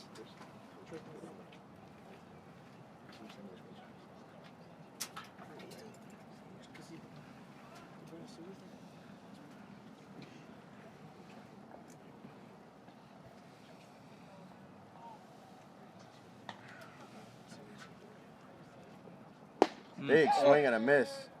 I think we need one of those Nico bombs over the left part of the Would help wall. a little bit. Either that or a double. Did I just coin an expression, a Nico bomb? Possibly. But don't say it at the airport. I mean, he has hit half of our home runs this season. I mean, it would stand to reason he could hit another one. Wow, Fouled right back at us, and again our camera gets hit. Oh, you got to be kidding me.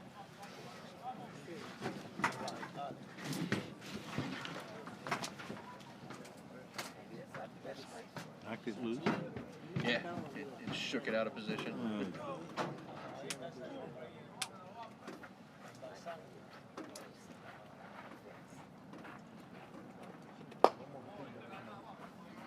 Left way low and outside.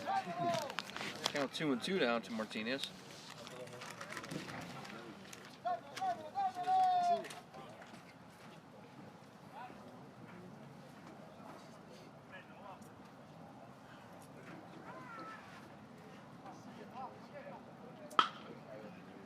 That one is popped to right field. I think it's going foul.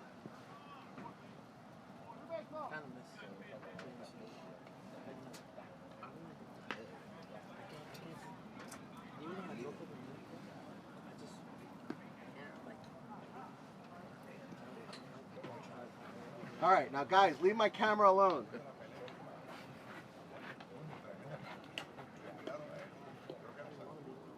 No more hitting it backwards.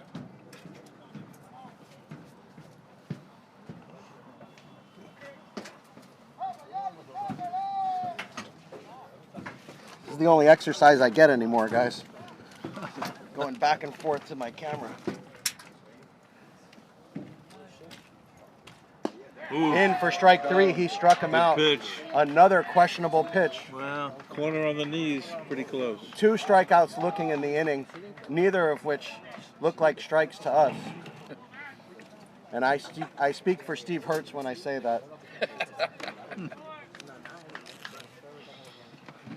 You are a part of us, Steve. Thank you. Like it or not. Thank you. I do like it. Oh. Okay. Somebody do something.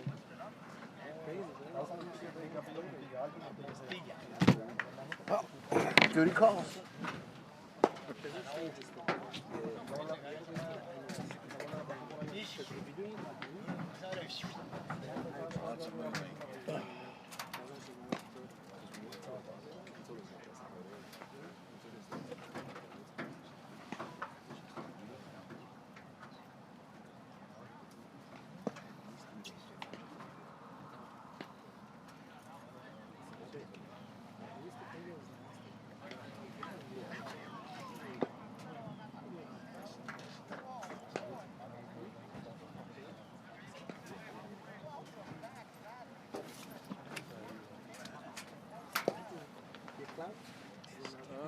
Okay, boss. Good pitcher for the Sharks. This here. You like him? He hasn't played much. I can't even tell you. I haven't seen him. I agree with you. I agree with you. I know. And for the time he's played, he's like hitting on 500s.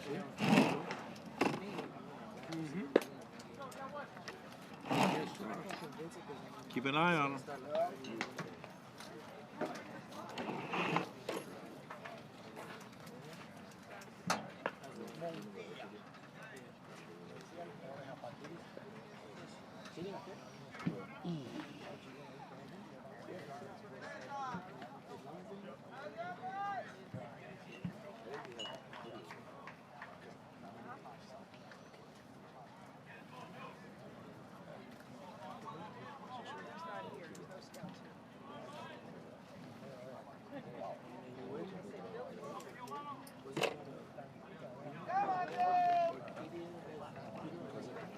So pitching change for the Sharks. This is 32, Colin Kiernan.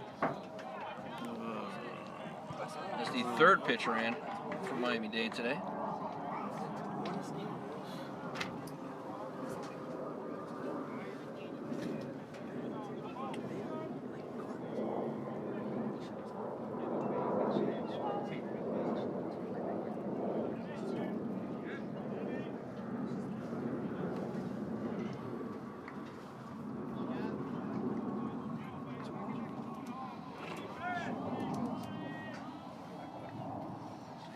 Gabriel Martinez at the plate. Had a single back in the second. One of many.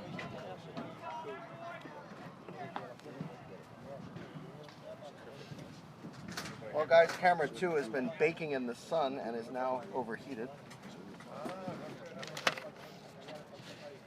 Camera 3 seems to have a lot of people next to it. Good breaking ball.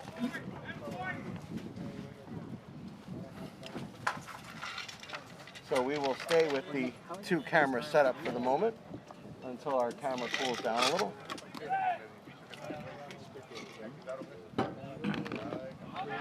Gets away.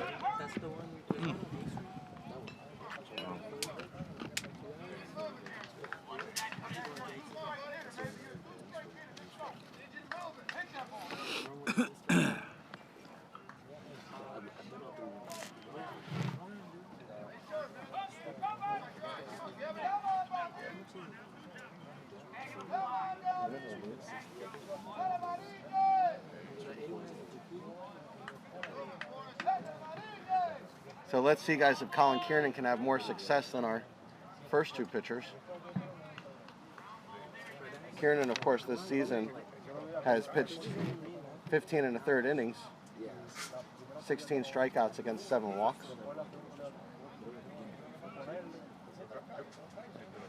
That one hit hard to left field going back, and it is foul.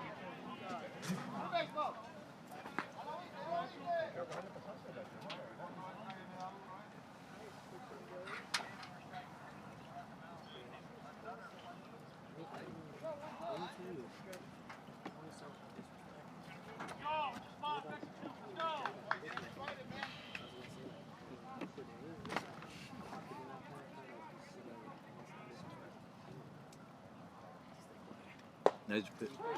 Oh. Rung him up. Rung him up. Take it. A little low, but gave it to him. Need as many strikeouts as Sharks can get here. Yeah. This is Ray Sanchez stepping to the plate. That second.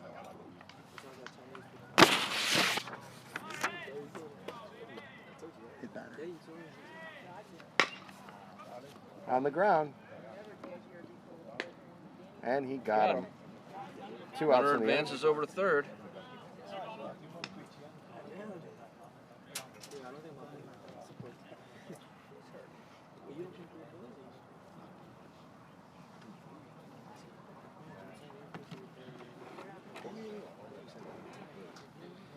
How to cool off that iPad.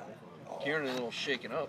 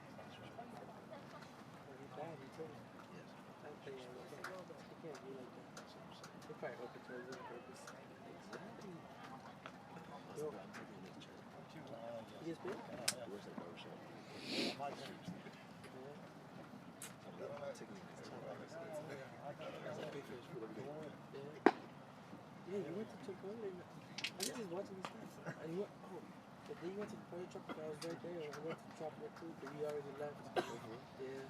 That was beat up. I got that. And he comes over there every day. Yeah. Yeah. But he comes. Your parents like that?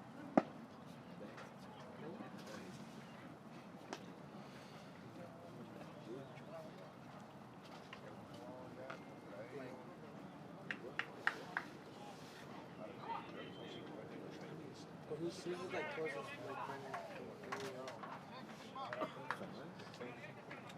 Because I mean, you know, I wouldn't just like go to his house. Yeah.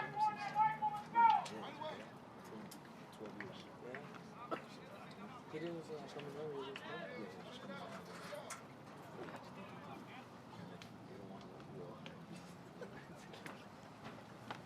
So Jeffrey Encarnacion at the plate. 1 on and 2 out.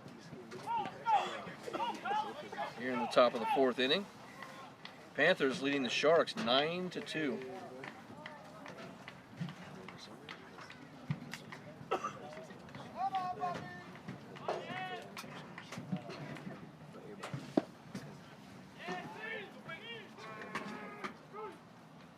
Happy to announce that camera 3 is back in action.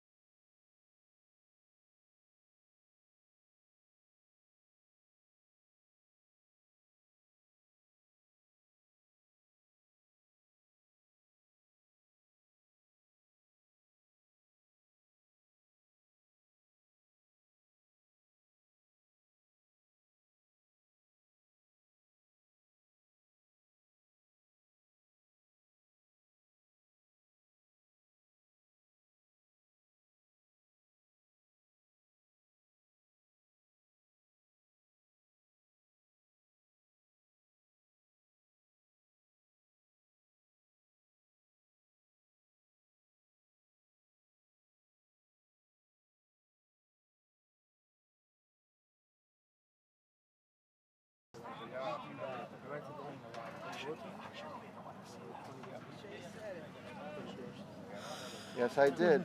You should do that anyways. Pound it into the ground. It's going to be a hard play. Look at Rafael Mansar glide like a gazelle across the diamond, and that will do it. But another run scores. It is now 10-2, and that is enough runs. Someone tell Palm Beach State that is enough. It's our time. Palm Beach State scored 0 in the first, 8 in the second. Snowman, 1 in the third, 1 in the fourth, and now lead 10-2.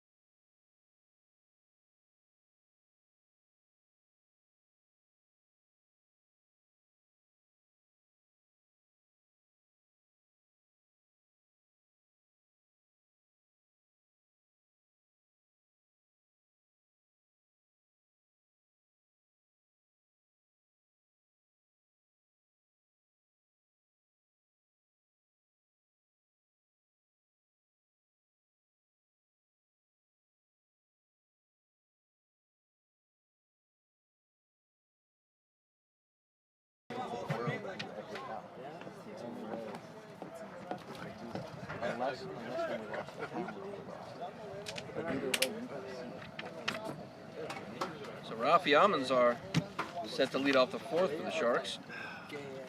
Rafi, of course, was our SFBN player of the game after that huge home run into Nico Martinezville.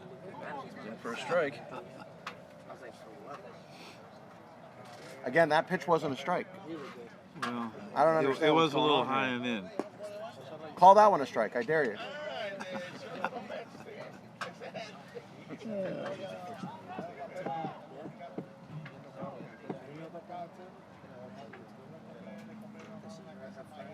Rafi coming in with great confidence into this game. Hits that one hard but foul. Rafi, of course, has been battered and beaten in this game between running the bases and running into his own players in the field.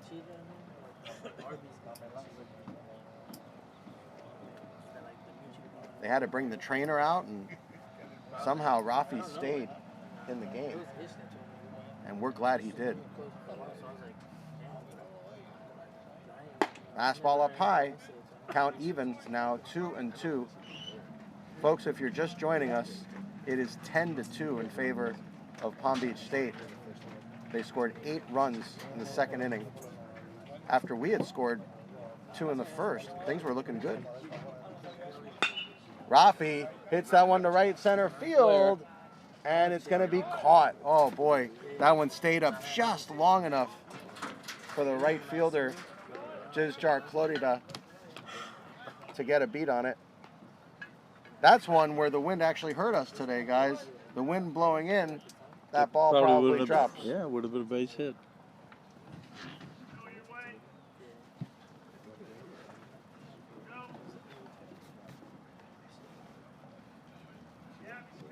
So 1 out for Suhel Arias.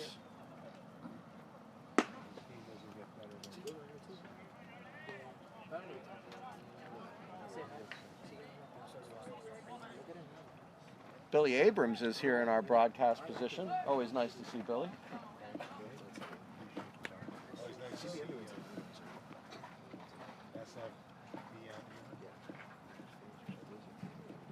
Way outside. Count now 2-0. It all starts with one base runner, guys. We just need to get something going here.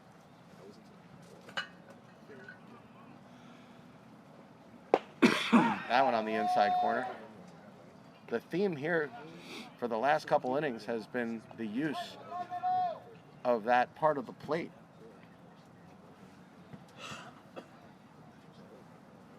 Low. Count 3-1.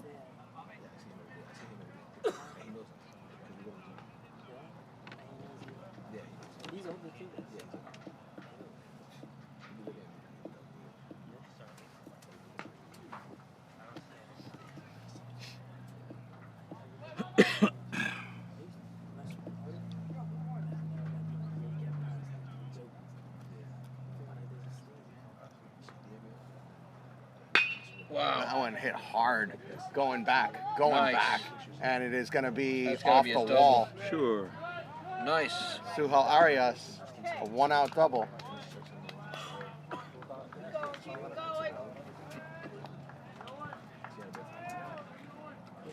Going to bring up Jared Pickle.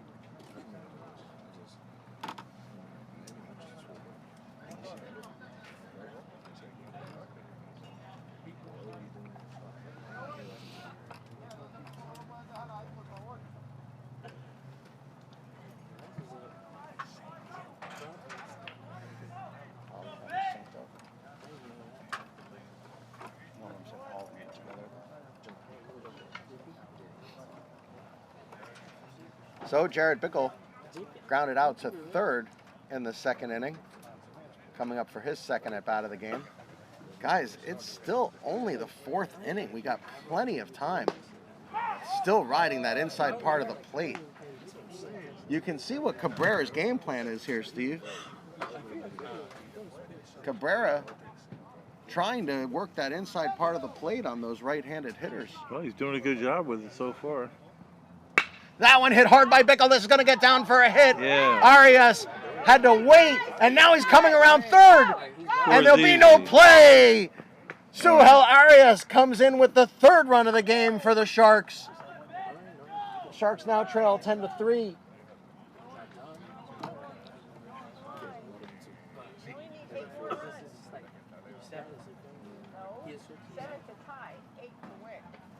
Bickle gets a hard hit ball into left center field and an RBI to boot. So here come the Sharks. Come on, Sharks, let's keep it going.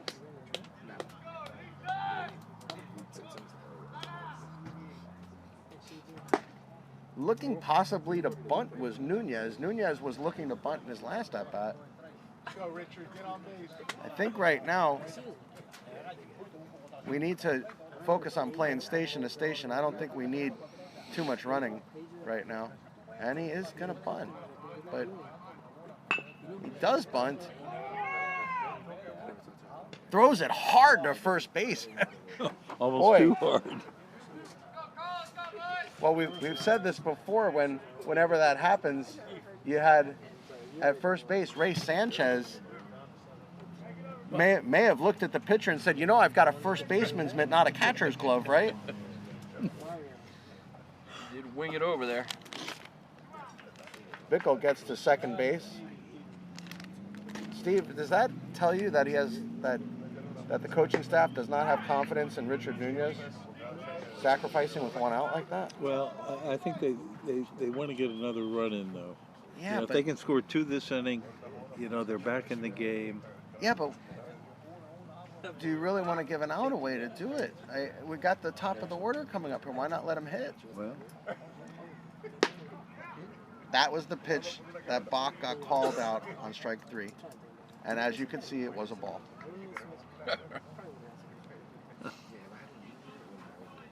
As it was correctly called there. Crawford fouls that one back. Come on, DC. Crawford has been red hot, singled and scored in the first, grounded to second in the second.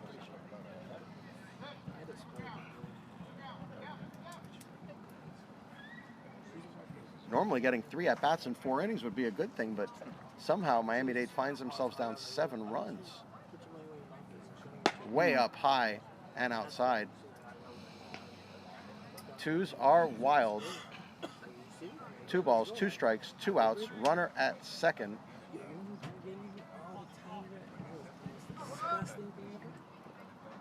And Crawford gets a hold of that one, hits it hard, but right at the center fielder, and that will do it.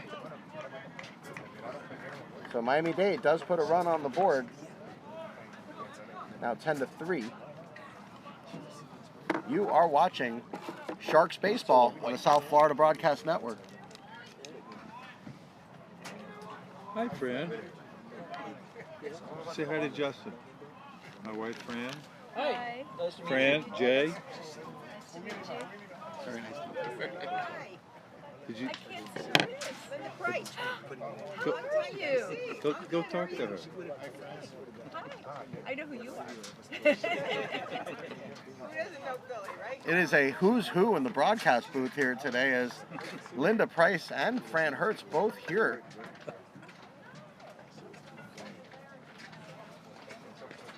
Guys, I think we should just get up and let the girls take it over for an inning. What do you think? Why not? Okay. Got too hot again.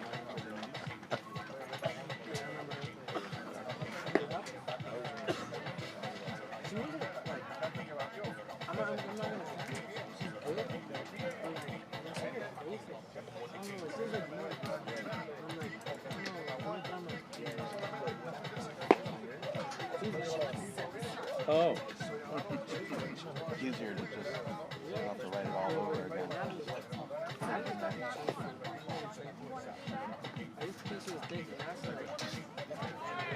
Perfect. Huge.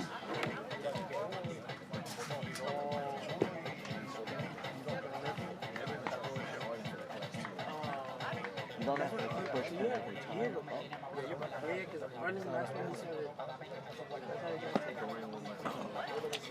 You hit the push button, which took it away. You don't want to hit it.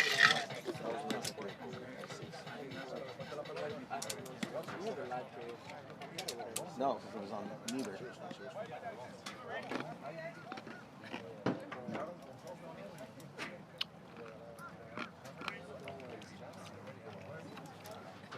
Any chance we can skip some at-bats for Palm Beach? Interesting. We played 4 innings. Usually in 4 innings, you've played about an hour. How many hours have we played so far? Oh my gosh. It's still Friday, right? I think. This game is almost 2 hours It's amazing. old. So we started at 3. It's almost 5 o'clock. It's 10-5 right now. Unbelievable. Could be a 4 hour. This could be a 4-hour game. Nice curveball. Inside corner on the knees. So Casey Morgan says, number 21, love you, Dad, grandfather. We are watching from Ocala. Wow. Ocala. Also, Casey says, great hit, number 3, Jared. And of course, Rafi, getting his fans, says we are watching from Dominican Republic. And Candy gives a shout out to Fran. Wow. Candy Long says hello. Candy Long says hello. Watching from Lakeland. Fran says hello. Our first time meeting Fran. We were very glad that she could come join us today.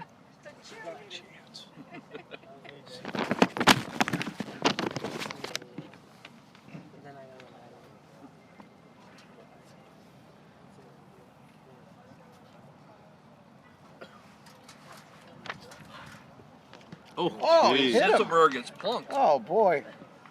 Not too happy about that one. And Justin, that is the third time on base for their number 9 hitter, and he has done it in a variety of ways. He had a base on balls and scored in the second, had a base hit in the fourth, and now has been hit by a pitch in the fifth.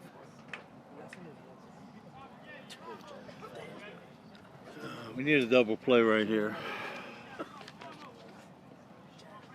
I have an article in my hand that has your name on it, Steve. Well, it has Placido Polanco's name on it. Yeah, That's what we're talking about. But your name is the one that I'm looking at. I have a quote here from Steve Hertz in an article that I'm looking at. As former Miami-Dade college star Placido Polanco was nominated to the Baseball Hall of Fame as part of the 2019 class, and his college coach sitting to my right, Mr. Steve Hertz, believes it is a well-deserved honor. This guy has Hall of Fame numbers, says Hertz, who they're saying you're retired from Miami-Dade College, but the way I'm seeing it, you're not, because you're here with us. Look at that stab at shortstop. They get the lead runner, Rafael Mansar. Fabulous play. Robs Jizjar Clorida of yet another hit. It'll go as a fielder's choice, 6-4. They'll get the lead runner, Zitzelberg. And instead of 2 on and no outs, it's 1 on and 1 out. Huge difference. We'll get back to that article in just a moment, folks. I know all of you want to hear it. Look at that curveball. Another good one. So as I was saying, this guy has Hall of Fame numbers, says Hertz, who is, they say retired, I say not retired, from MDC. Talk to his major league managers such as Tony La Russa and Jim Leland and ask him if he isn't a Hall of Famer. That one gets away from Alisea. You can also ask Bill Madden of the New York Daily News, who recently wrote about why he voted for Polanco for the Hall of Fame. The MDC alumnus is the only player in Major League history to win Gold Glove awards at multiple positions. He won the Gold Glove given to the league's best fielder in each position in 2007 and 2009 at second base, and in 2011 at third base. He's the only player in Major League history to hold a lifetime fielding percentage at 2 different positions, second base and third base.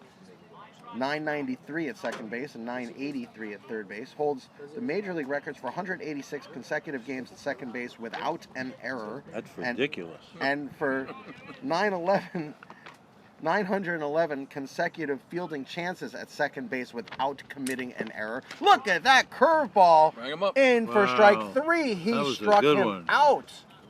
He's got a good one. That's He's throwing a it for nice strikes. curveball. Offensively, has a career batting average of .297 with more than 2,000 hits and 1,000 runs scored. In 2007, won the Silver Slugger Award as the best hitting second baseman in the league. He hit a career best .341 that season, finishing 3rd in the American League batting race. That would have actually won the American League batting race in several other seasons. No question about it. Was a 2-time All-Star 2007, 2011. That one hit foul. No, it is not. It stays fair, and Suhel Arias makes the play. That will do it. tricky hop there, and Suhal Arias handled it. No runs. When's the last time we said that for Palm Beach State? Long no time runs ago. for Palm Beach State. And we Long. go to the bottom of the fifth inning. Still 10-3 in favor of Palm Beach State. You're watching the South Florida Broadcast Network. Talking about Placido Polanco, was a two-time All-Star in 2007 and 2011. In 2006, was named the most valuable player of the American League Championship Series after hitting .529, 9 for 17. I never thought I'd be nominated for the Hall of Fame, said Polanco, who's now 43 and retired living in Miami, but I really worked hard in my career, and hard work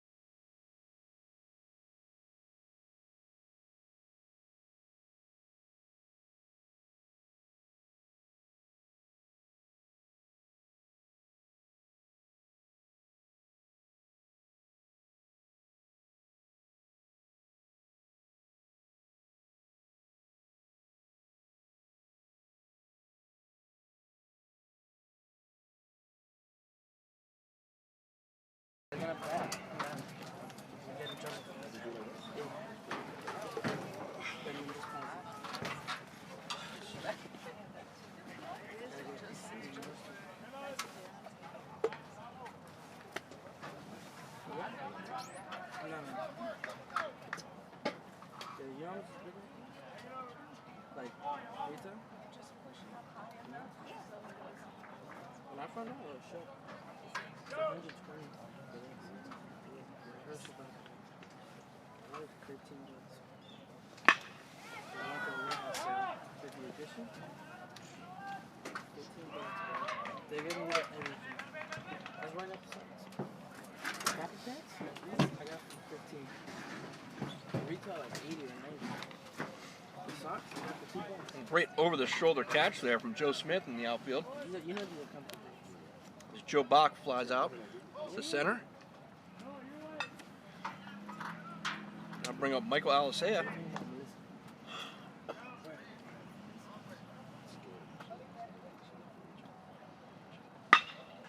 Alisea with a shot right at the third baseman.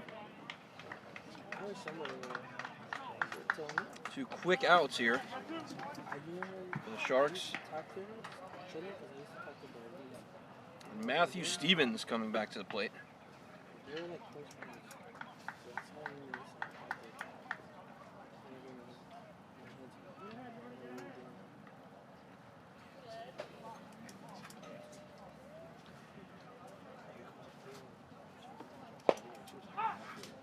First pitch in for a strike.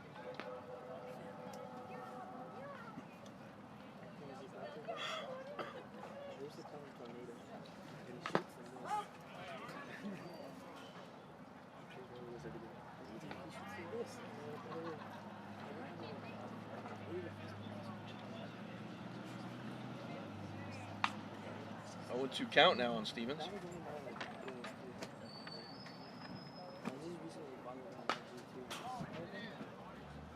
Fouled back.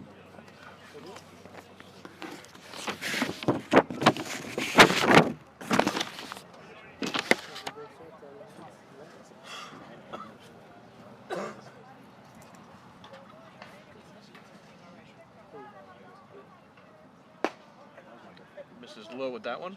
Count 1 and 2.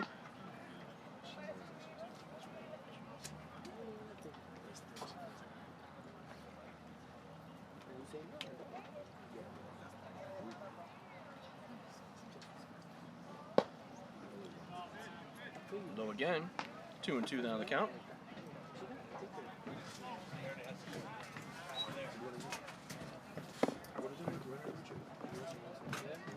You know, Justin, I can hear the chatter in the Miami-Dade dugout as I went to go fix our second camera again, which now, fortunately, is back up and working, as you can see.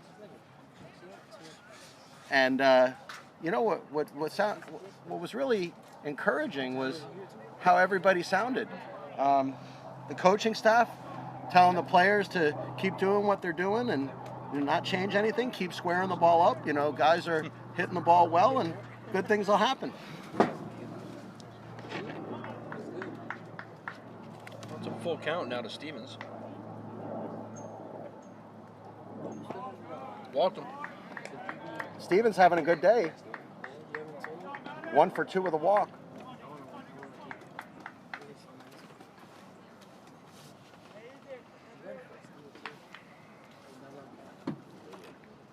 That's going to bring up Nico.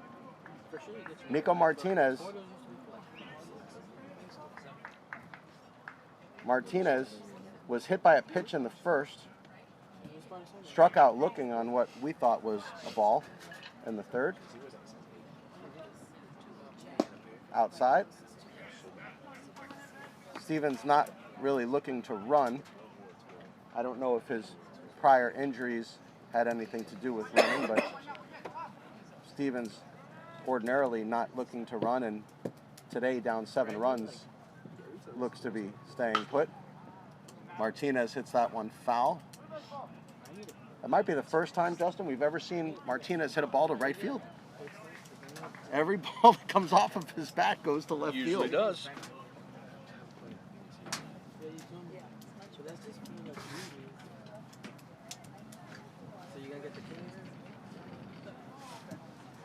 We want to also thank Emilio for doing such a great job on the board today. Emilio Sierra is the reason, folks, you're getting all these great looks at the different camera angles and is keeping our board today. We are very, very glad Emilio is here. Thanks, Jay. One of our favorite people. We'll get him on the mic eventually. He's been a little shy, but we'll get him out of that.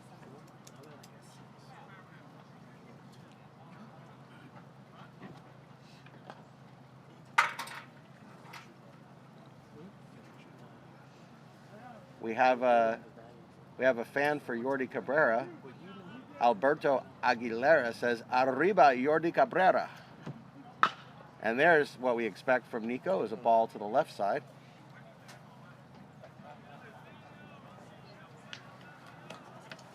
Pereira's been in charge since the first inning.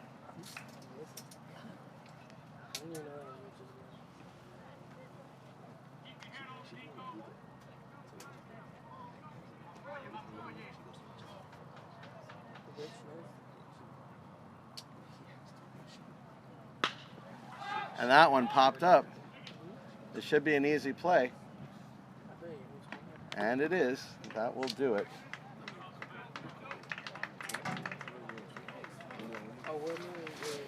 So no runs. The Sharks leave 1 base runner. We go to the top of the 6th. Palm Beach State leading Miami-Dade College 10-3. You're watching Sharks baseball on the South Florida Broadcast Network.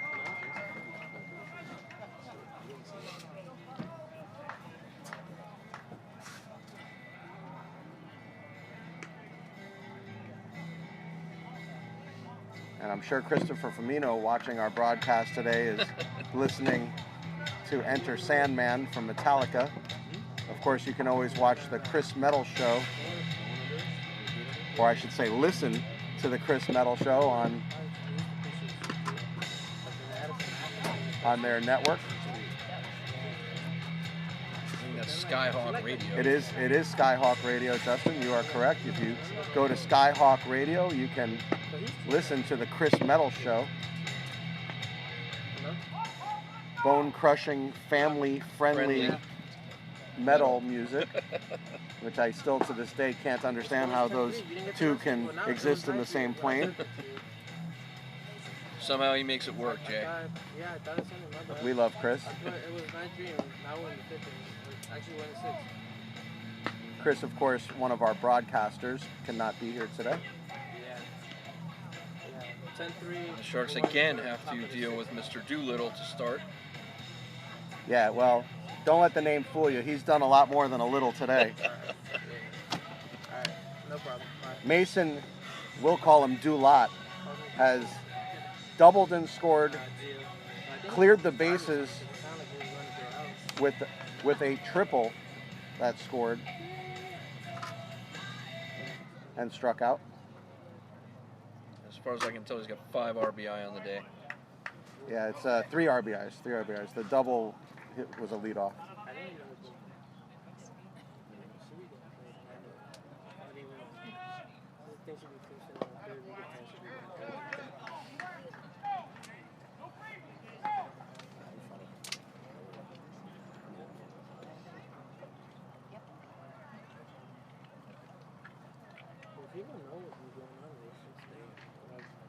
But there are plenty of RBIs to go around for Palm Beach State today, Justin. It has been an RBI kind of day for them.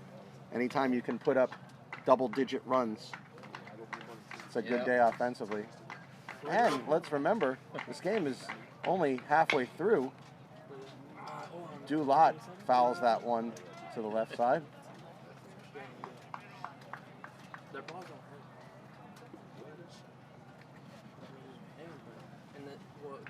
You can see how much of an imposing figure Dulot is at the plate.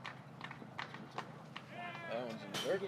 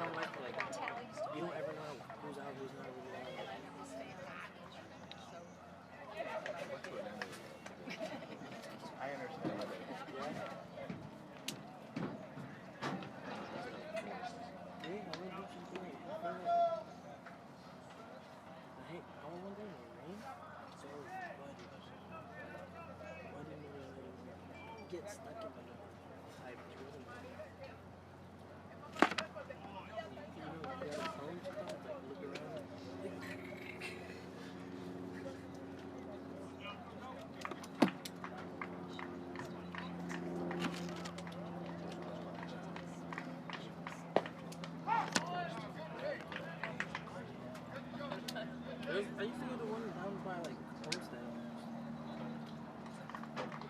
Joe Smith now at the plate. 1 on, no out. Well, I'll tell you, Justin, that's a tough pitch to hit.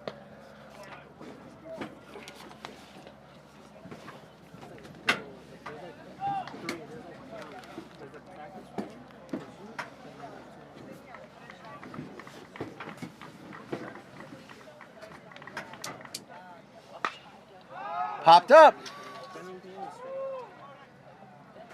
Who's it going to be? Whoa!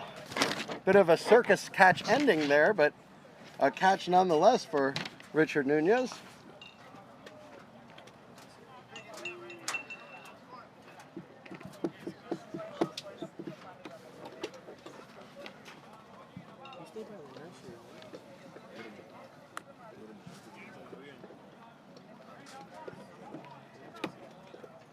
So it's going to be Gabriel Martinez stepping in. Tell me if you've heard this before. He has 2 hits on the day.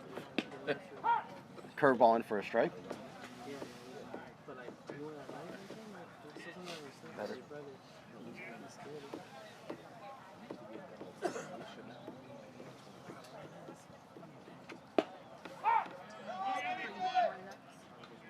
I don't know.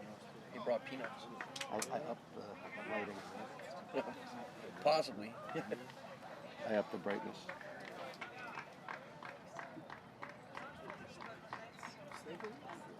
Fastball, hit, foul.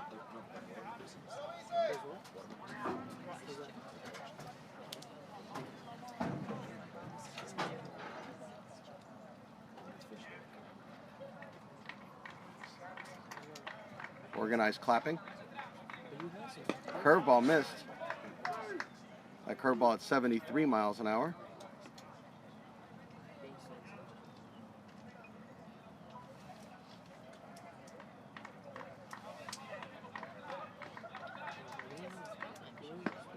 Missed with that one. Count even 2-2. 1 out. Here in the top of the 6th. Guys, we're only halfway through this game. There's so much baseball left. Curveball, swung on and missed. He struck him out. 2 outs in the inning. Had him off balance with that curveball. But he had to swing at it, Justin. It was going to be a strike. So here's Ray Sanchez. Hit into a double play in his last at-bat. Big swing and a miss. He was behind that 82-mile-an-hour fastball.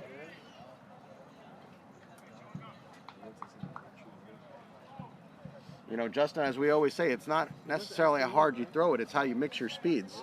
Very true. And that one popped up. This should do it. Sanchez dropped it. Unable to come up with that moonshot. You know what it was, Justin? The wind is blowing the ball back in where ordinarily it would be blowing it towards the dugout. The shift of wind is confusing the players today.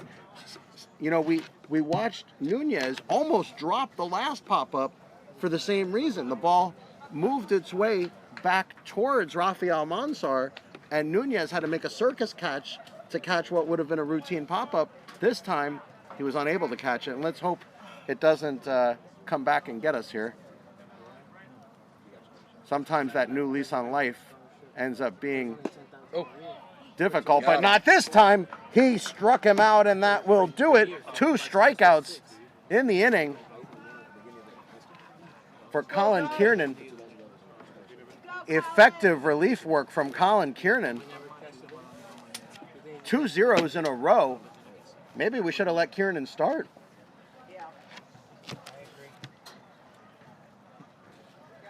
But either way, here we are, and now the Sharks have a chance to eat into this lead. It has been all Yordi Cabrera since the first inning. The first inning, the Sharks were able to score 2 runs, and Cabrera has only given up 1 since then. Very effective work from Yordi Cabrera today.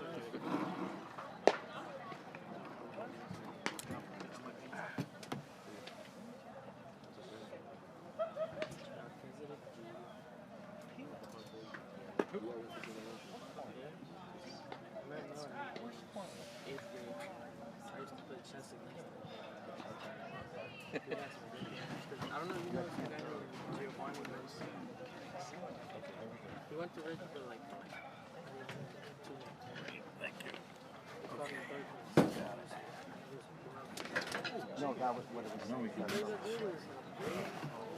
When you put the S up, so you probably took the S away.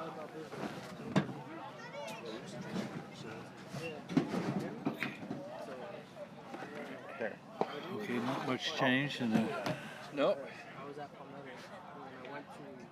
10. You know what? They could get a 3 to 4 run inning. Get right back in the game.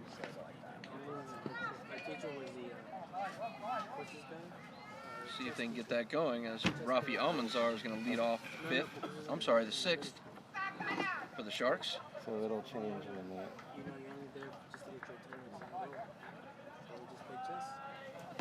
Well, here we go, folks. I would play chess against Gio, bro. Yeah.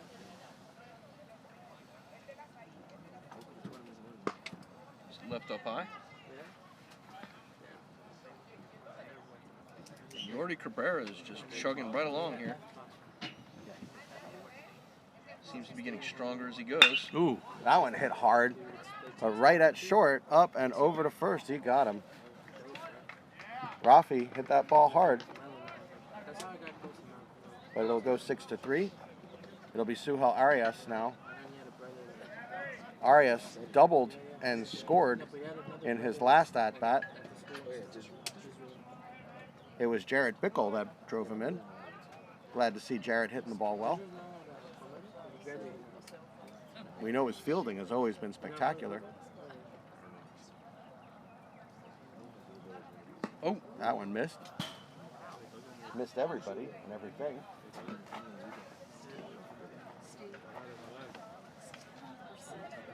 But you been playing like to catch and stuff? Like you guys like would know? Missed up high and inside. Knocked Darius down.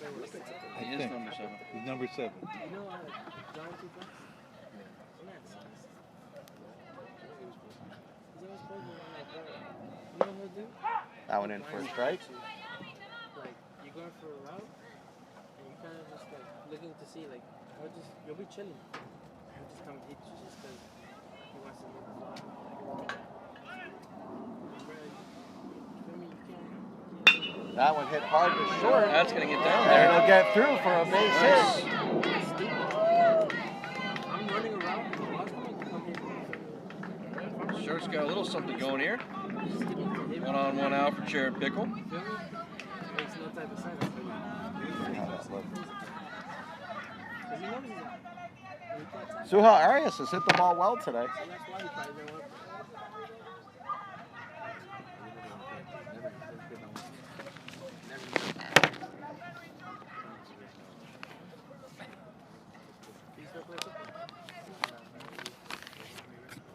Camera's a little higher than I prefer right now. I have a couple like friends. We used to go to Yeah. When I moved it, shoot it raised up.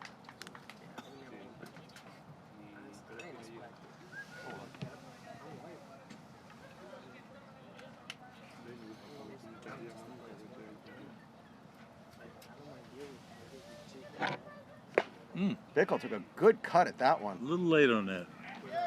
So similar situation, Suhal Arias at first base this time with Bickle up. Cabrera on top of Pickle now. Count 0-2. No. So when could it be?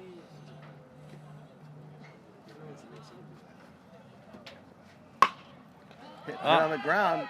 Boy, he got a lucky break. Second over to first. He'll be safe at first. Fielder's choice for Bickle. Second out of the inning. So far, Nunez struck out in the second and oddly sacrificed with 1 out in the 4th. Down by a crooked number.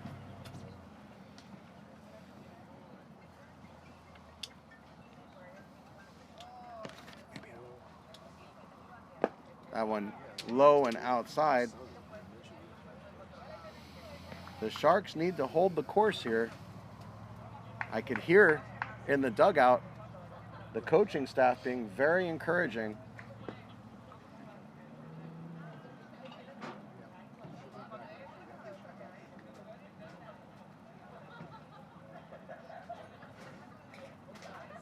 That one hit hard in the hole. This is going to be a tough play. Up and over to first.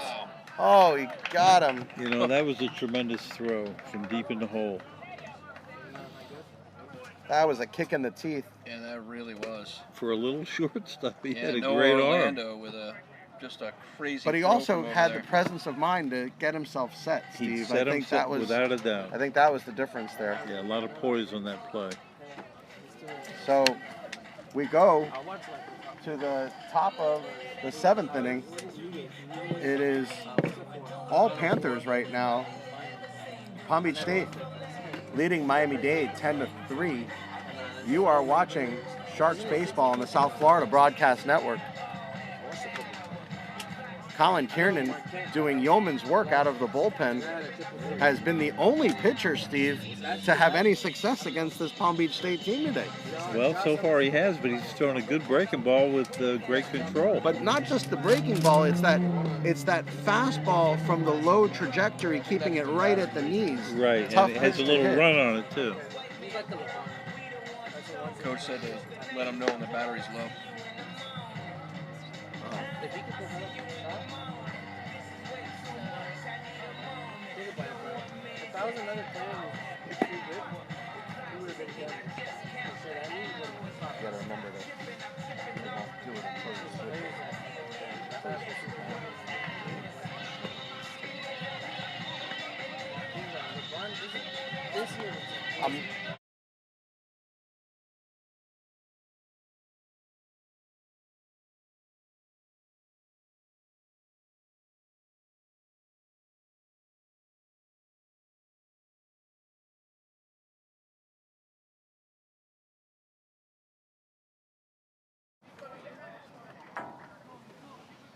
Okay, folks, here we go.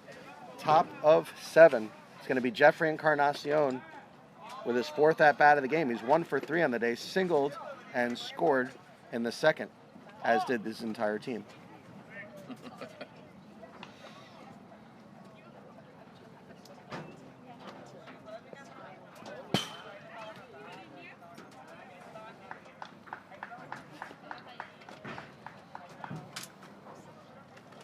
Actually, I take that back, as did his entire team almost twice in that inning.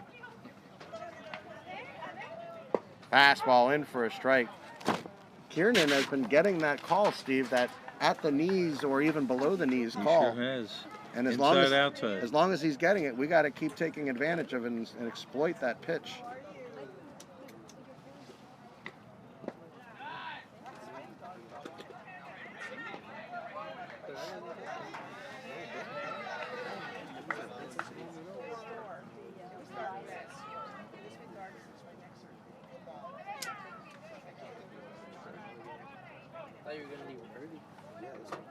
Nice. Another good breaking ball.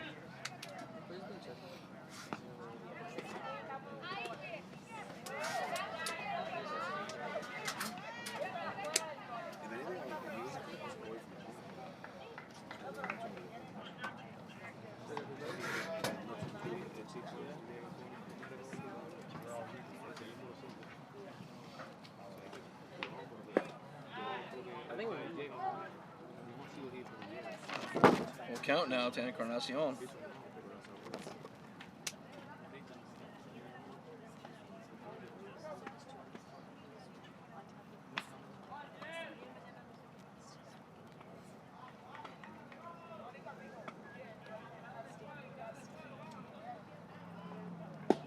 That one in for strike 3. He struck him out. Right tough corner. Pitch to swing at, tough pitch to take, tough pitch to look at.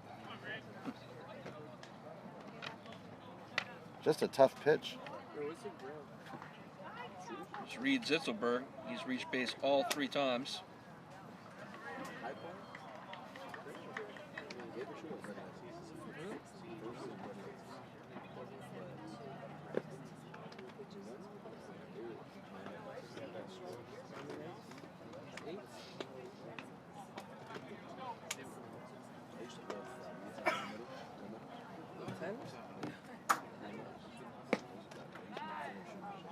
That curveball outside. I think also, Steve, when the game kind of drags on this way and the sun is just beating on you, it just takes a lot of the starch out of you, don't you think? Many times it does. Fastball in for a strike.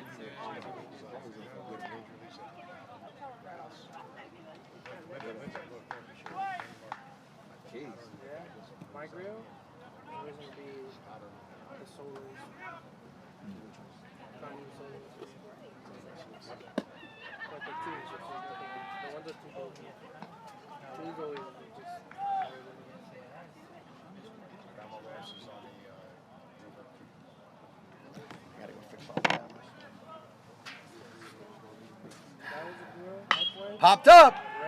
This should be a fairly easy play, going out and coming in, and it's going to be Bakken, right, making the play.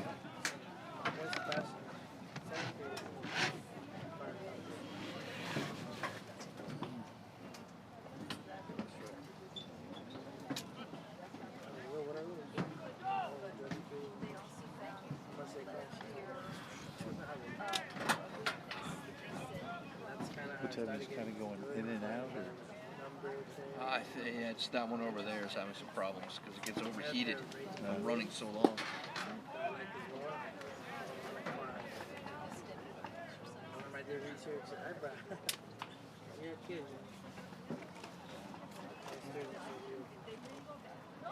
I want a double play. I don't want to find a player. Chopper. That looked fair to me. Well, I didn't call it foul. That was fair. I thought it was Absolutely. fair. Nobody said anything. He just didn't No. run. Well, he didn't fool anybody on that, so end of the inning. So we head to the bottom of the 7th. The Panthers still leading the Sharks 10-3. Sharks down to their last 9 outs.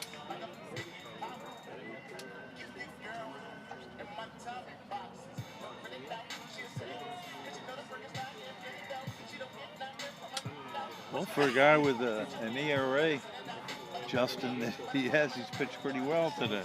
Yes, he has. I was surprised. Jordi Cabrera has been in control since the first inning when he gave up 2 runs. Sure has.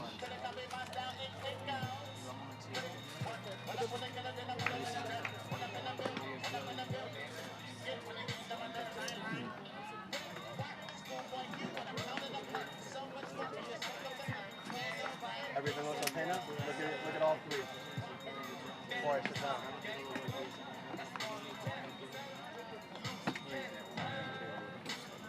Where's that? That's where you stay? Can't really. She sleeps over.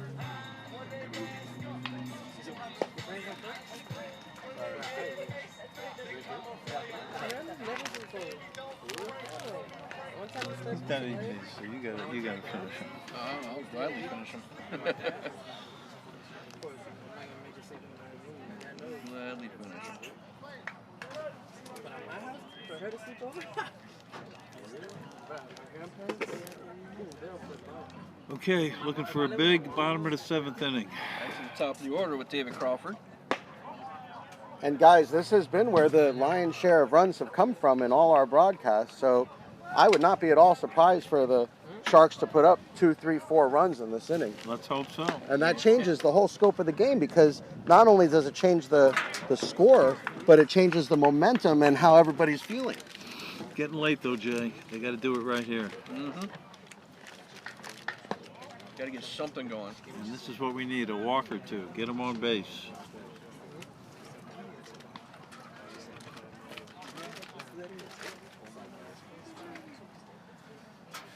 Well, Crawford has been so hot.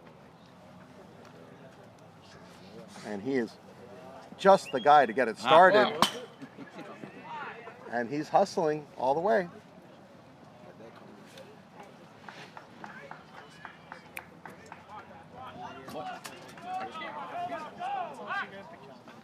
What do you want me to do? You have to wait.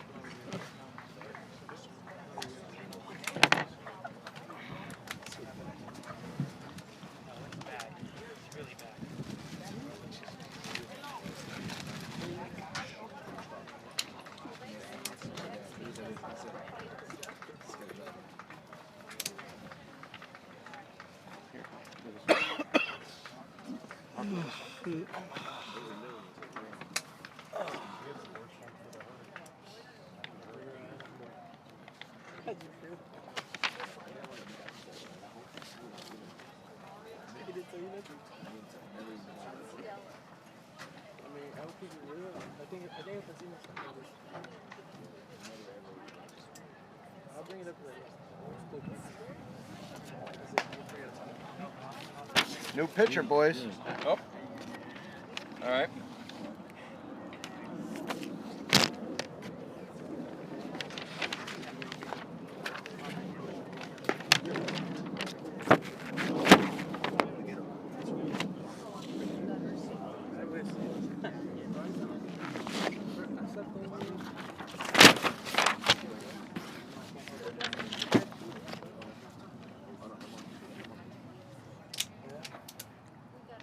Looks like Danny Bass. No.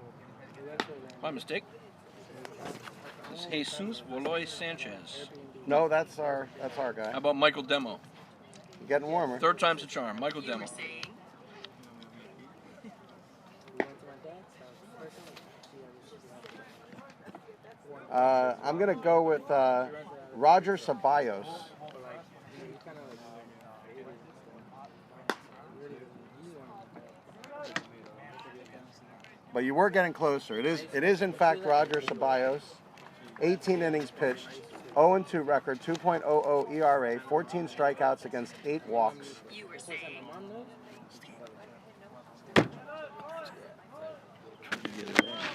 Bruh, the bed was just like, it was a tiny bed. So guys, this is our chance.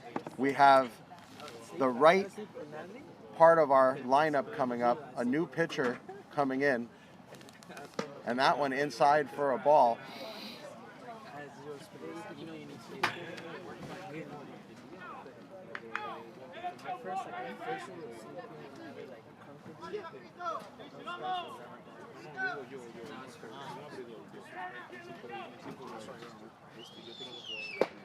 And that fastball at 81 miles an hour.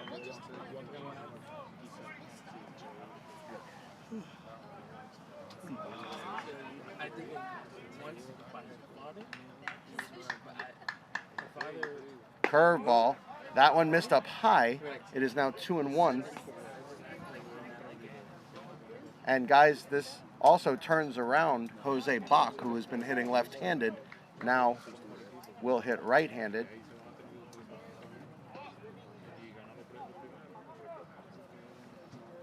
And he hits that one to right field, but it's going to slice foul. Ordinarily, guys, with the Sharks being, let's say, down 2 or 3 runs, you would have seen David Crawford probably on the move by now. They have put the brakes on the running game right now, have the Sharks.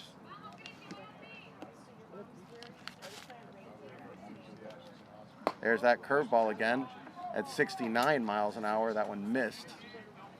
Well, we need a walk right here. And we may get it. I hope so. We may get it. And that'll bring up Michael Alicea as our number 3 hitter, hopefully with 2 runners on at that point. Popped up right at us and right behind us.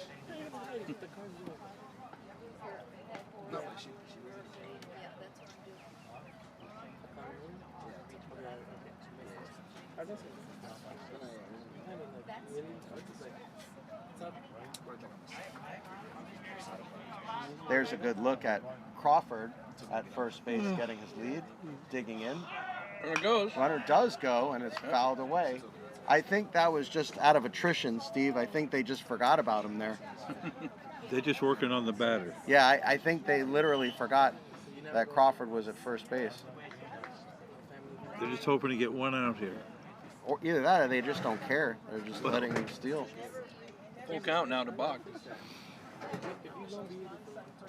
Another walk would be good with me. Sure. And he's hit hard down the bed, and it's going to be a hit. Rounding second and on his way to third. Here's the play at third base. He's going to be safe at third. Nice. And of course, Bach alertly takes second base, and we would expect no less from the top 3 in this order, as that was one of the check marks that we said. We said, hits the ball well, gets on base, runs the bases well, alert base running, mental game. Got it all. Jose Bach with a single and gets the extra base on the throw. So now it is second and third. And if you're thinking about walking Alicea here, think again, folks. Matthew Stevens has come back with authority here today and will protect Alicea, which is something Alicea is glad to have him back. Curveball in for a strike. It's a nice That's a pitch. good one. That's a good one.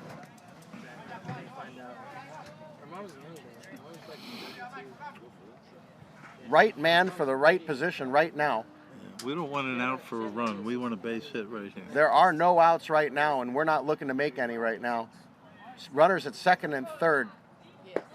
Did he go? Yes, he did. So 0-2 the count to Alicea. A steady diet of curveballs.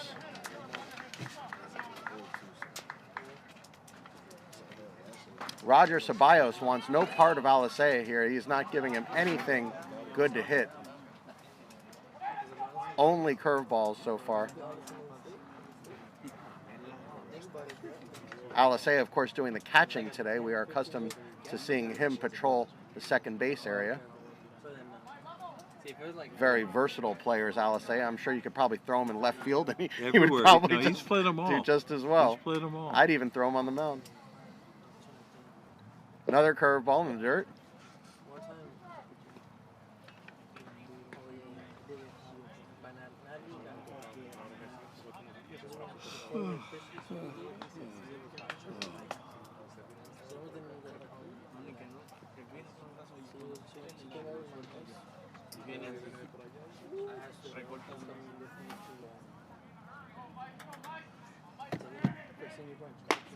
Up high, count 2-2.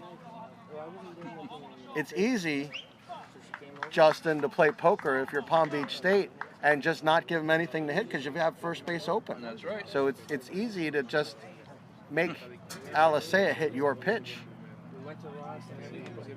But if they make a mistake,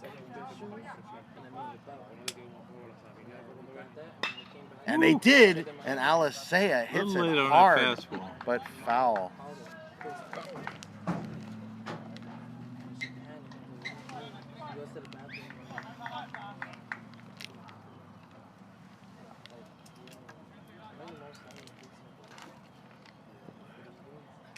There's a good look at the number 3 hitter for these Sharks, Alisea. Fastball hits right field, and it's going to just be foul.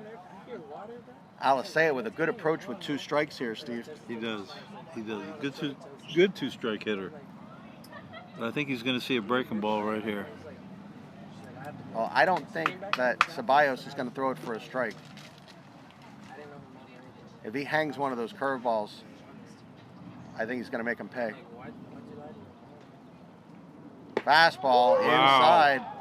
Boy, he wanted that one. Woo-hoo. I thought he was going to ring him up on that one. Well, he rang up Bach and Arias on the same pitch, which we said actually this was better. Which which we said for both of those batters was a ball. Yes. And he finally called it correctly. And actually, this was better than the other ones.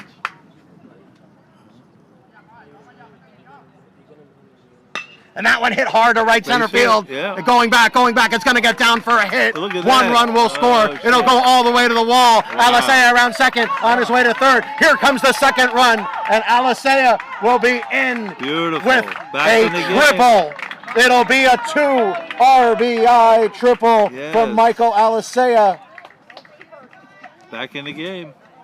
Right back in the game. It is now 10-5. There are still no outs.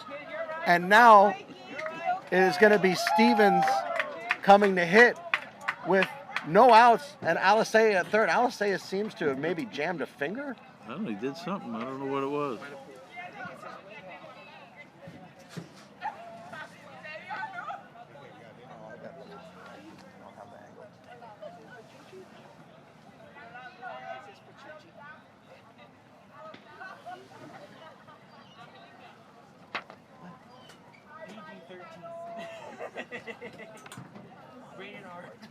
Alisea seems to have somehow gotten hit in the nethers.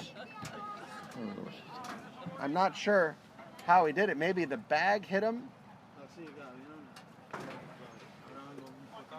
Over? But Alisea taking a moment here to get himself gathered. Steve, there's no medicine for this, is there? Like what? There's not. I don't think so. Okay, nobody out, 2 in. They're going to get the third run in at third. Any man listening to our broadcast right now knows what we're talking about. Any women listening can only sympathize but cannot empathize. Let's be clear about that. See that?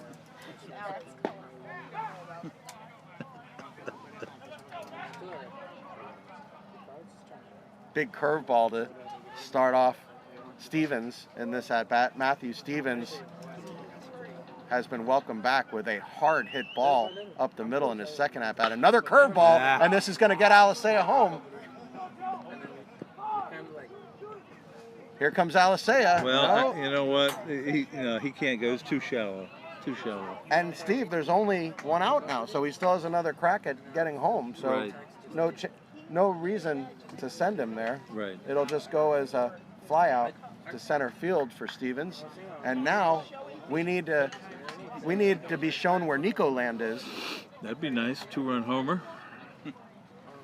as Nico Martinez will make his way to the batter's box, and we are glad to see him. Nico was hit by a pitch in the first, struck out in the third on a pitch that we didn't agree with, and flied out to short in the fifth.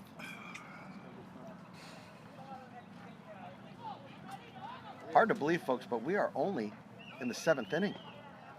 This is bananas. Up high. You don't want to start walking people here if you're Palm Beach State, Steve, because every runner you put on base has the potential of coming in to score right now. That's right. And if you look at the statistics over the year, those walks score a lot more times than hits. We always say a walk is a run. That's right. And now he's got a 2-0 count. Are they going to give it to him?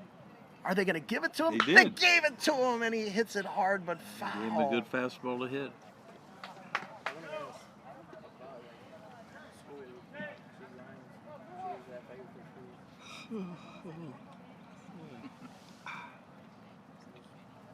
Wow, that takes courage right there to give Nico a 2-0 fastball down the pike. Sure did. See what he comes back with here. There's the curveball. Good breaking ball. That's what we'd expect. Good breaking ball. Count now 2-2. Michael Alisea standing at third base. Nico Martinez at the plate with only one out. A myriad of ways to get Alisea home from third. Infield, of course, playing back. Hit on the ground and will stay foul. Now, Steve, would you suggest Alisea touch that ball at third base? Alisea just picked up what could have been a live ball at third base. If it hits a rock or something, that could have went back into play. Well, Big swing and a miss. Oh, he struck him out. Bless his heart. He is the sickest man in that dugout right now as he swung through that high fastball. a little out of the zone.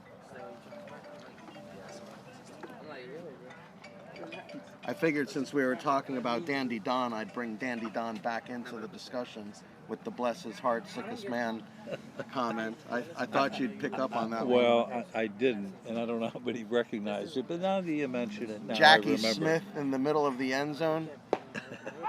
Hard to forget that one. He did drop it, didn't he? Bless his heart. He's got to be the sickest man in America right now. Okay, now I got it. Now I got it. See, when I have to explain it, it doesn't quite have the same bite. Well, without a doubt. And there's a lot of football fans that it's too long ago for them to remember. Yep. All I can tell you is this: my sister would have caught that pass. I'm pretty sure my daughter, who's 3 years old, might have caught that pass. Probably.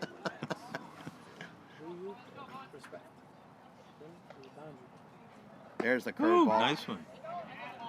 That's the one thing that Ceballos has had in his favor is that big sweeping curveball that he's been able to throw for a strike. You know, it's one thing, Justin, to have a nice curveball. It's quite another to throw it for a strike like that.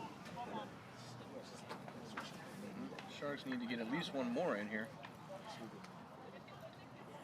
Fastball. There we go. Hit right at short. Yes. Oh, and he booted it. This is going to score a run. Wow. It is now 10-6. See, back in the game. Rafi comes through.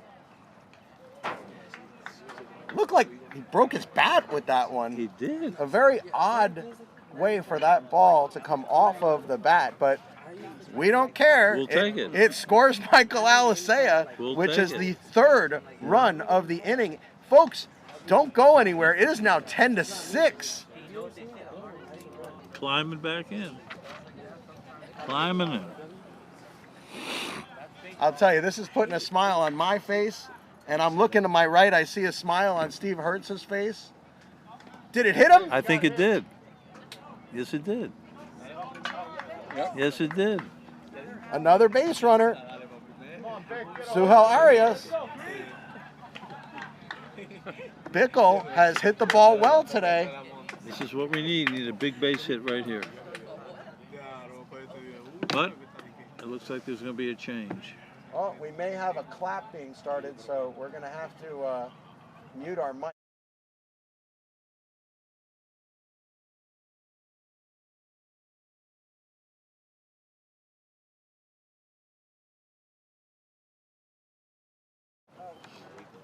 And we are back, folks.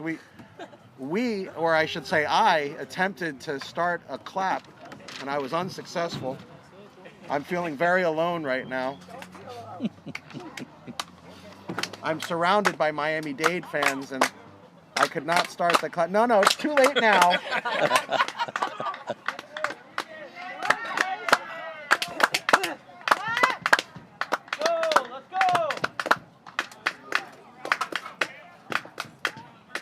Jared Bickle now in the catbird seat. There are 2 outs. See if he starts him with that big curveball, Steve. No, we started him with the fastball. That was at his the best knees, fastball. Inside corner on the knees. Yep. And I don't know that was a strike. I don't think so. I would say the K You're right zone. here. The K zone had that just outside the strike zone. Close enough to call though. Runners at first and second here with 2 outs, and Jarrett Bickle, who's feeling pretty good about himself right now, had an RBI hit in the 4th.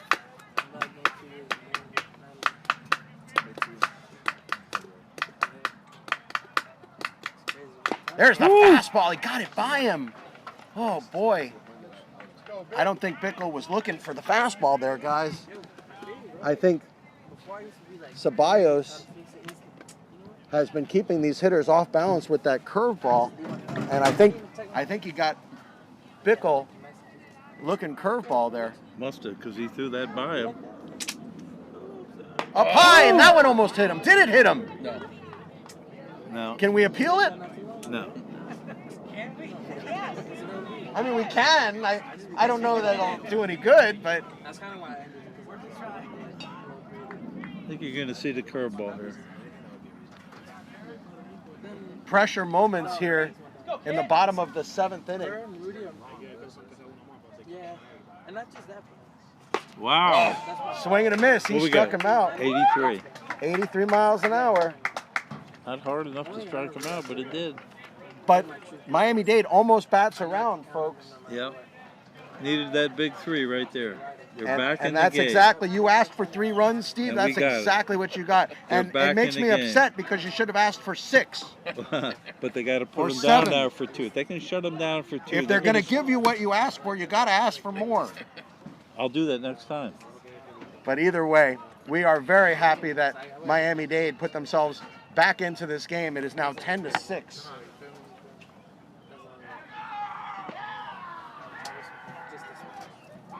Okay, they got to shut him down for 2 innings.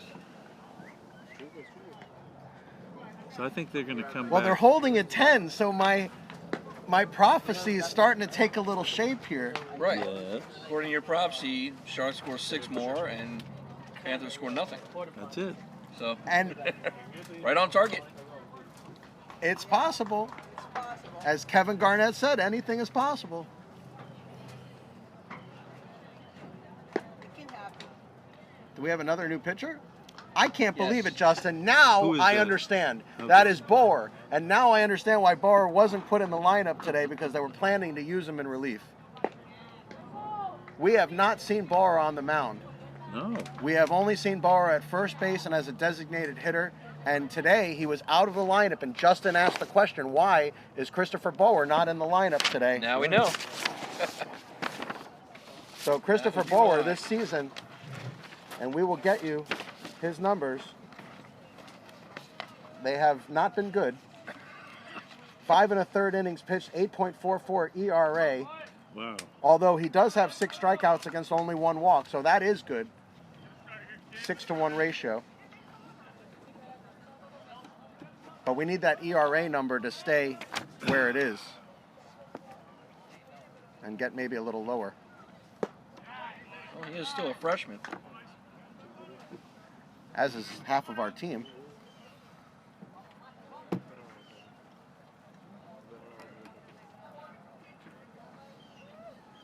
Oh, he hit him. Oh, and he had no chance of getting out of the way. The fastball was tailing towards him. It was almost one of those situations, Justin, where you would be better served to go into home plate to try to avoid it. No, he turned the right way. Oh, boy. No, I'm saying to avoid the pitch altogether. Yeah. So, Bower starts the 8th with a hit batter. No Orlando will take first the hard way. And it'll be Andrew Martinez, 1 for 4 on the day. Struck out in the first, struck out in the second, singled in the in the third, and then grounded to Suhel Arias in the 5th. And no one warming up for the Sharks, so this may be it, Jay. He's only thrown 5 all season. There's a curveball from Bower, and look at that curveball. I like it. Looked a little outside there to me. Well, for a player who hits as well as Bower, he's got a nice curveball, guys.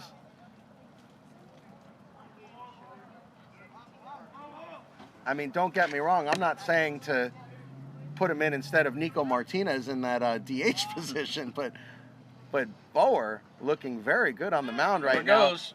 And he fouled it off. Good news for us because he would have had that base stolen. Sure would have.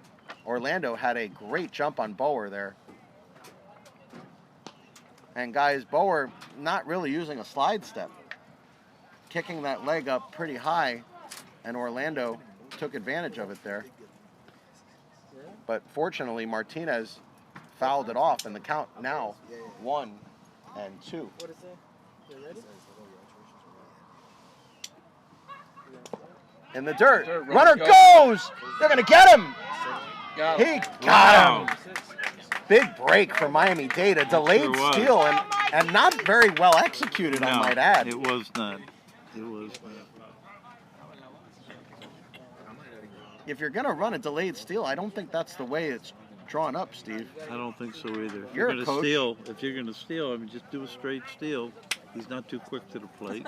Just a little surprised. Bower gets to go back to his natural windup now. We have another game. I saw it. Popped up, out of play. 2 more? Shouldn't have 1 more there. Yeah?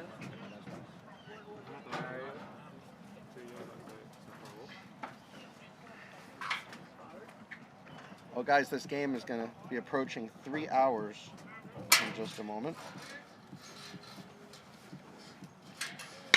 Hit to the left side. Nunez up and over to first. He got him. 2 outs in the inning. Miami-Dade starting to take a little bit of control of this game, Steve. They sure are. Well, they got to control this guy first, Jay. So I don't far. know. Let him walk. Well, this is how you want them up. 2 outs, nobody on. Well, let Dulot have first. Let him have first. No.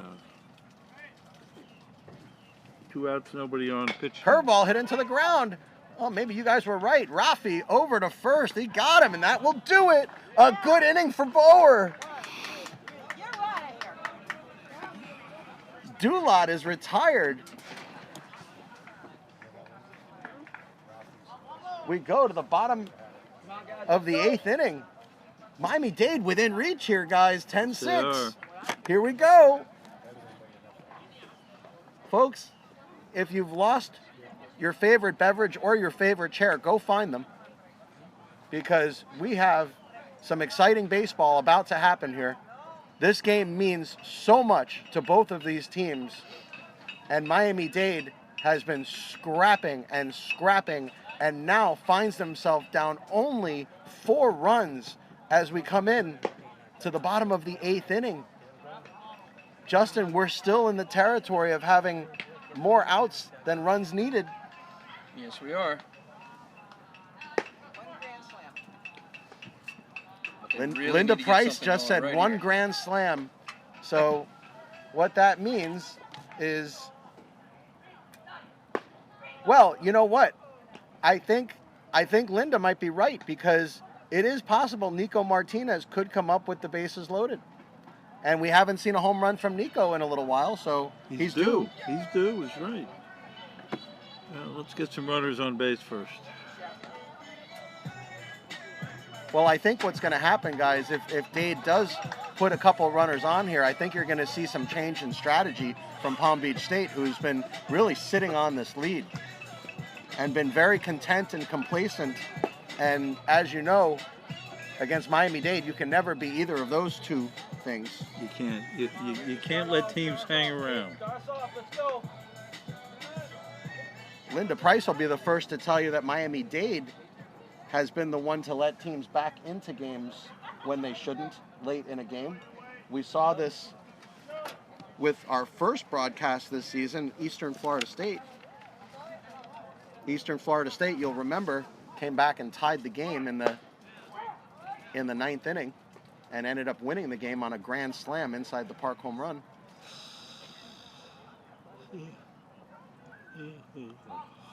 And we're going to see now what Miami-Dade has in store for the Panthers. There's that curveball missed up high.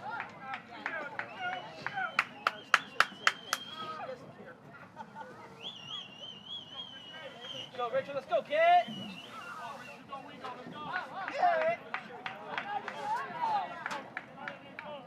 Fastball in for a strike. The bench seemed unhappy with that pitch, but I'm pretty sure it was in the middle of the middle of the middle. It was a good pitch. I wish the bench had been that unhappy when balls were being called strikes before. There's a curveball way outside the zone. And now the scoreboard finally catching up. It is 2-2.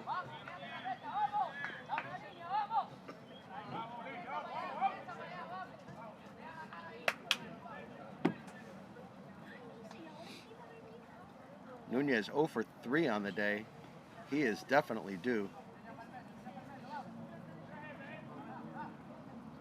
Big swing and a miss at the changeup. He struck him out. You know what? That might have been the first changeup he's thrown. That's unfair. I haven't seen one yet. That's the first one, and it's a good one. Very good one. Wonder why he's hadn't thrown it. Either that, or it's possible it was a 12-6 spiked curveball. Because I haven't seen him throw the changeup either. Outside, looked like a slider there. It did. I haven't seen that either. David Crawford, now the batter. Crawford, of course, has been red hot. Walked and scored last inning. Fastball in for a strike. Leave it up. Leave it up. Billy Abrams encouraging Caballero to leave it up. There's that curveball, missed up high. You know, I'll tell you, the ump has changed his zone. A little bit. We talk about a strike zone on skates. I think today is an example. We will refer back to today as an example of a strike zone on skates. Fastball in for a strike. It is now 2-2. Coach Price with some encouraging words for Crawford, saying, "You're all right, you're all right."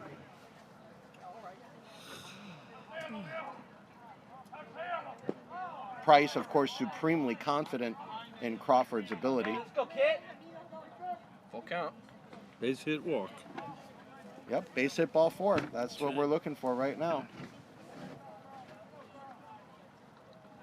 Here's the pitch. Popped up. That is exactly what we did not want.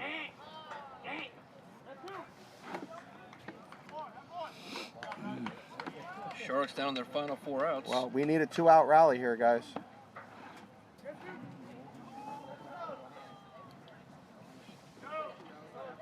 And we have the next 4 hitters coming up are probably the best 4 hitters that we have on this team right now.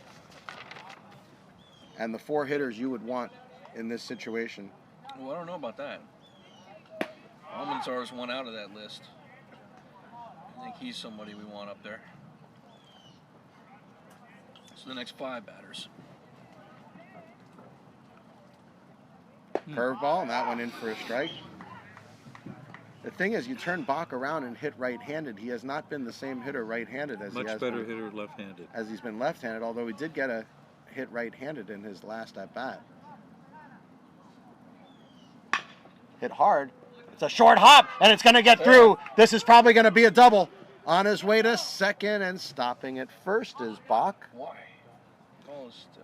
Well, with a good throw, he'd have been Well, out. But I can answer your question, Justin. Justin asked out loud, why did he stop at first base? And the answer is because his first base coach told him so. And then you could ask a next I guess question, so. which is why did the first base coach hold him up? And that would be a question for the man on my right, Mr. Steve Hertz. well, because they don't. With 2 outs, you don't want to end this inning. You want a man on base and try to extend it. Especially with the doubles king coming to bat That's right right. now, Michael Alisea. That's right. And great speed at first base right now. And that one gets away, and he got second anyways. So, Chance for another run. so there you go, Steve. Steve Hertz right again.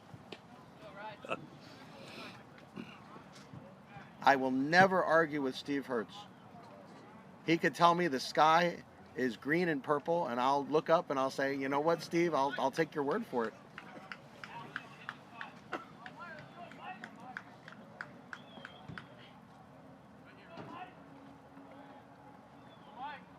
That one hit hard to left center field, going back, and is going to be Wow. caught.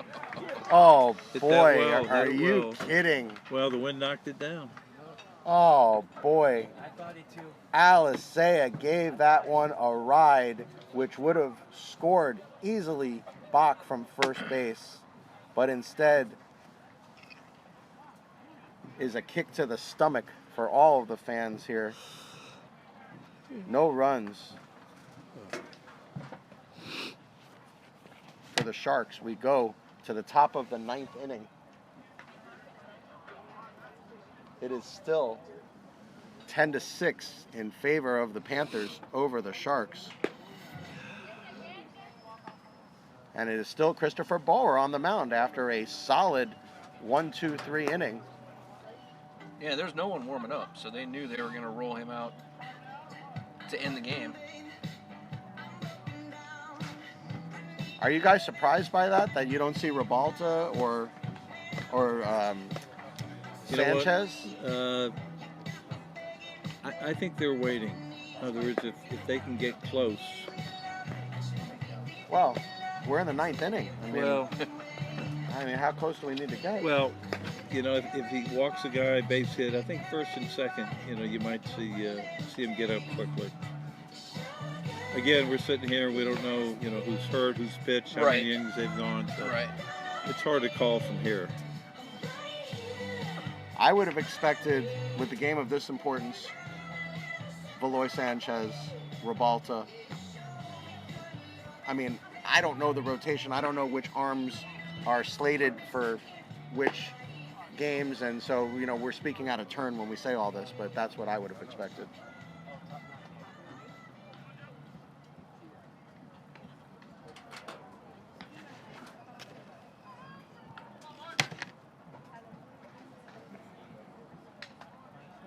Well, last ups for the Panthers.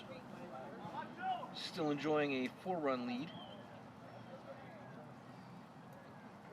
This is Joe Smith. He's 1 for 3 on the day, and he was hit by a pitch. Did steal a base back in the first. Pounded into the ground foul. I'm sorry, back in the second. As the first, they were shut down in order 1, 2, 3.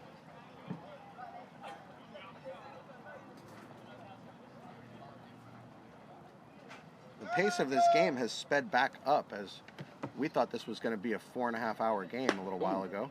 Almost got him. If he had leaned into it, he could have gotten hit by that one. What are we at now, Jay? 3.5 hours? We're a little over 3. We got back on the schedule somehow. It's 3 hours and 4 minutes right now. I don't know how we did it.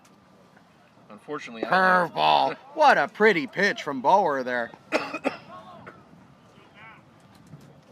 Last 2 innings have been 3 up, 3 down for the Sharks. The next 2 broadcasts from the South Florida Broadcast Network will be the Lady Sharks. Got him. He struck him out. And the Lady Sharks are in attendance today, Steve. So we have seen a huge contingent of Lady Sharks from the softball team here today. And we will be doing 4 Lady Shark games, 2 doubleheaders on April 6th and April 13th. Both of those are Saturday dates. Great. We'll look forward to that. We will be right here, or I should say right there, doing the Lady Sharks.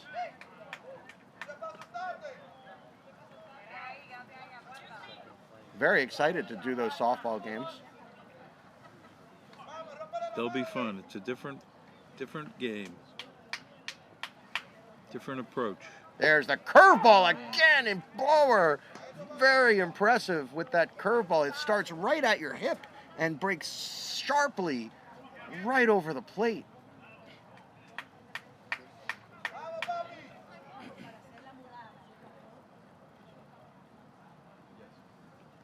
Fastball missed outside. He tipped that pitch a little there, Steve. So the count 2-1 with 1 out here in the 9th inning. Sharks down 4. Another curveball. He laid off that one. I don't think this is what Danny Price wants right now. Needs to get ahead of these hitters. The hit's much closer now, is 13-10 in favor of Palm Beach. There's the curveball again, and he walked him.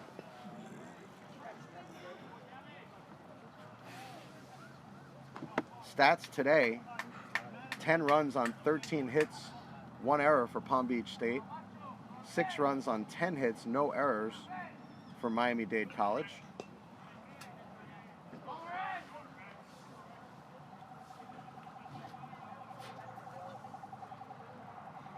One on and 1 out, and here comes Ray Sanchez. 1 for 4 on the day. Wow. Lays a bunt down. It's gonna go Are they foul. gonna? And it is foul. Wow, he had to wait until about 6 inches from the bag, and thank goodness he did, as Richard Nunez knew there was no play.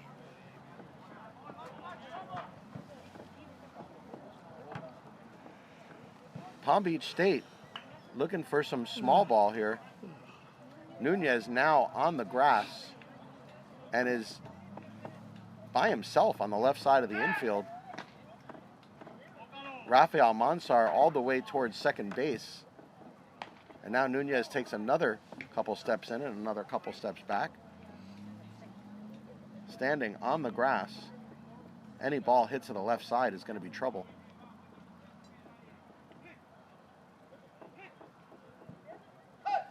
Step out if I were him. The first baseman, the runner at first, Steve, Yeah. Gabriel Martinez. Have you ever seen this in college baseball where he actually tried to ruin the pitcher's concentration by saying things? No, I haven't. Well, he just did. I didn't hear a thing.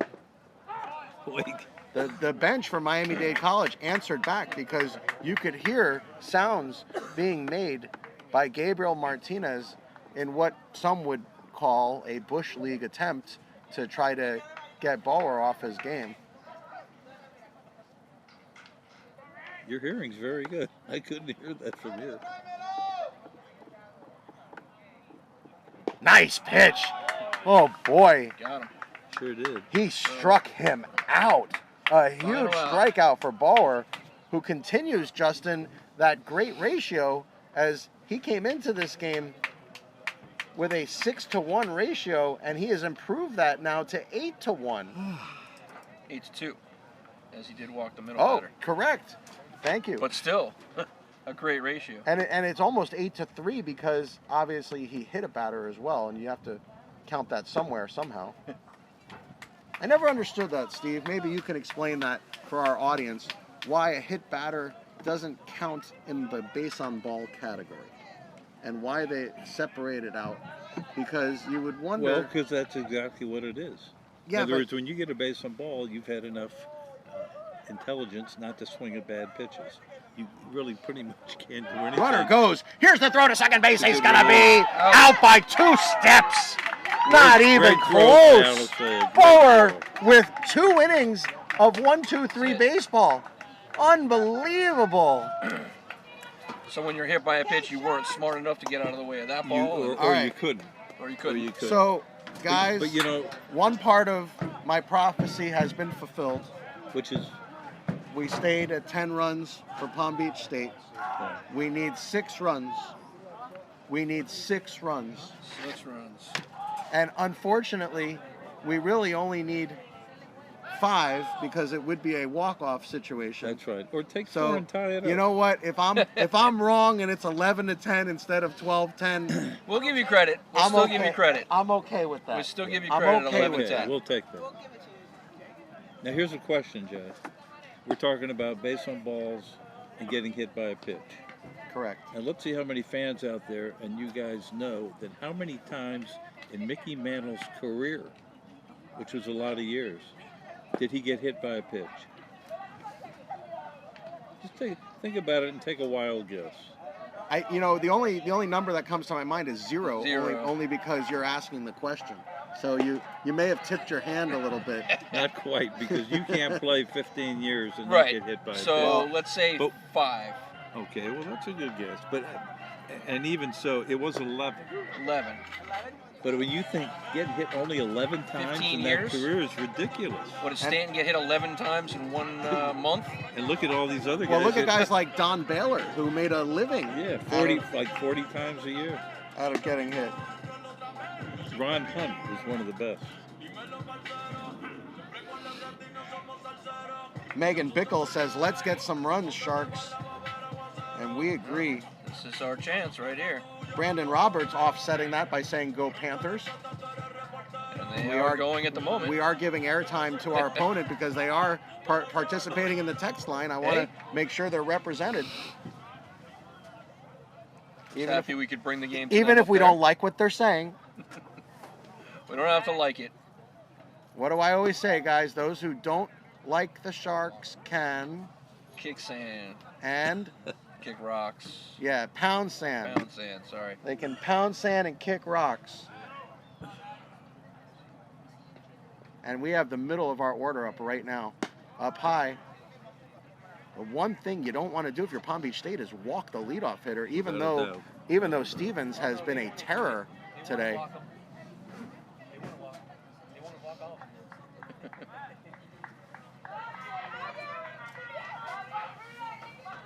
Fastball in for a strike. Off the corner. Although that one looked a little low. You're a brave man when you don't know who the umpires are. We've been riding. When you know they can do no wrong, but when you don't know them. We've been riding them pretty good today on that one. Absolutely was a ball. I don't think he gave him that one. Jeez.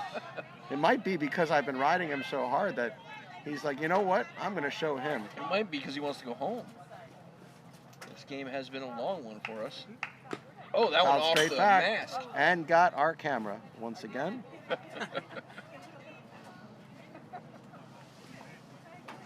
Our camera is so far off now, it's almost like camera 3 now.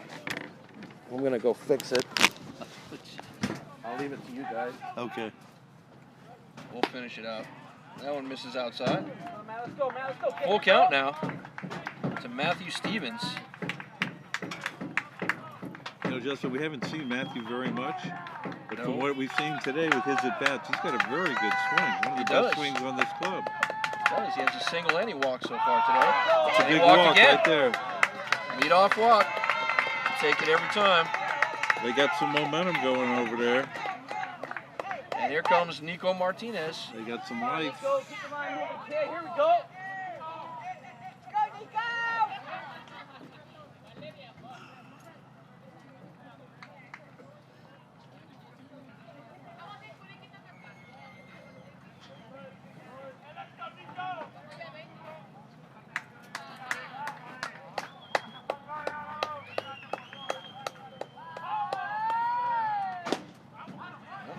Blowing inside with that one.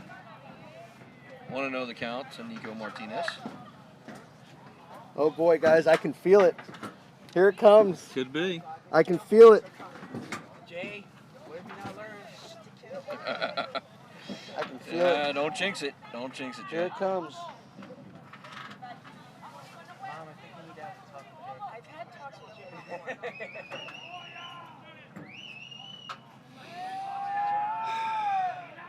Ooh. Fastball down Broadway. They were throwing balls. He'd like to have that one back again.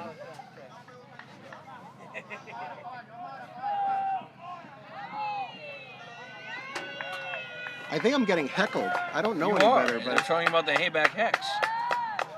That they believe. popped Oh, up. Gonna be out of It's going to play. be a hard play, guys. Way up in that sky. oh. And that hung up there for about 5 minutes, Jay. Vamos, Rafi! Justin, the man you wanted at the plate, is now here. Right, right. He wasn't in that 4 people that you listed. He was just outside of that. And But I on think deck is Suhel Arias, who has not made an out today. That is correct. And I think it would be prophetic if Jared Bickle, who was after Suhel Arias, could come through for us.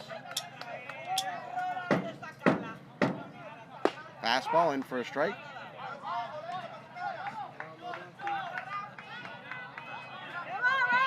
Lots of cheers for Rafi.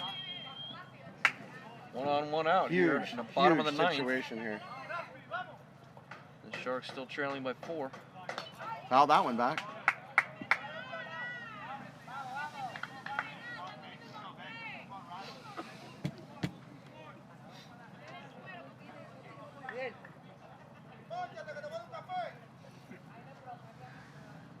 What a situation here. Bottom of the 9th inning. Almost hit him.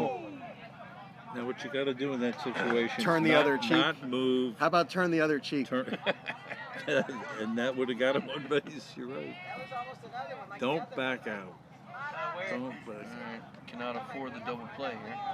I don't even know if you Gotta need put to it turn out the of other the cheek. infield. I think you could just turn the first one. Go, Rafi! They show the count 2-2. I thought it was a 3-ball count, but count 2-2 according to the scoreboard. No, what you were sure was a ball was called a strike. And here we are. Big swing and a we got miss. him. He struck him out. 1 out. 1 out away. Suhel Arias now.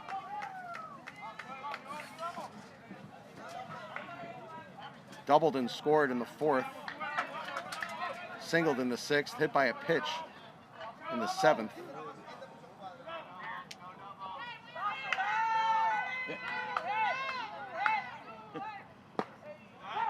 Palm Beach State dugout saying no doubles, no doubles. And the symbol for no doubles, of course, is the hand behind the head. So if you see that, you know that they are going to be playing a little bit deeper. Oh, that one's high and inside.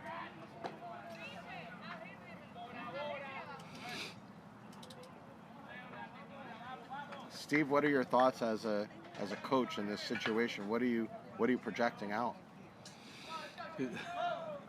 Not much to project here. You just need a base hit. You got a long way to come back. Well, this is a big pitch right here. Count 1 and 2. We are down to our final strike here, guys. Suhel Arias has had a good day today. Up high. High. So the count now full. Or is it? No, 2 and 2. Twos all the way across the top of the board, Jay. 2 at number 2 hitting. 2 balls, 2 strikes, 2 outs. And Hit there's a hard. hit. That's going to get down. And that'll do it. 6-4. It was a hard-fought game. A hard-fought game, but Miami-Dade comes up short today. Final score 10-6 in favor of Palm Beach State. We're going to get a word with Coach Price in just a moment. Sure you want to do that? Yeah, that's sure. We may have to mute the mic for about 20 minutes and then come back to that interview, Jay. We need to win tomorrow, though. That's all I can say. We need to win tomorrow. We need to win.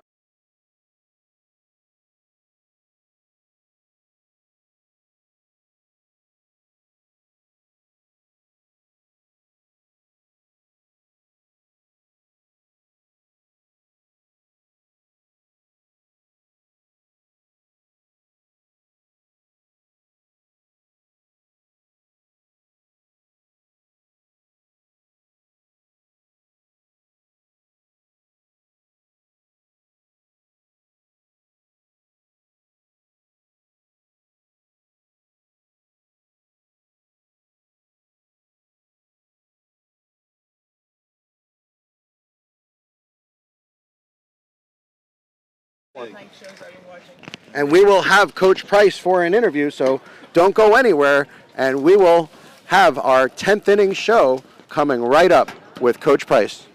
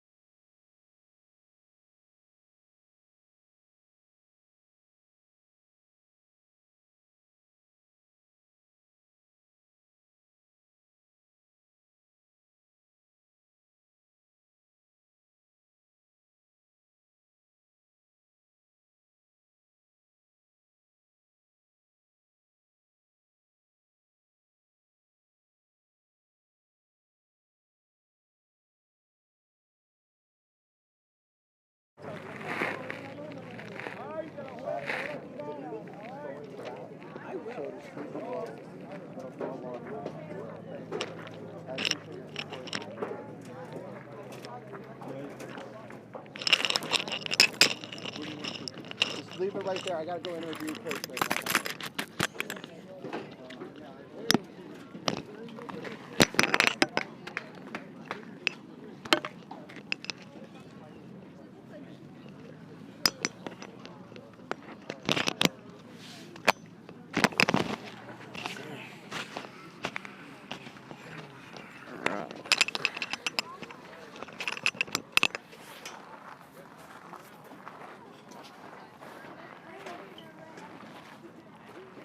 Battery went out, Coach. Why don't you tell me? We told two guys who were sitting there they didn't do anything, and he called to you and said the battery went.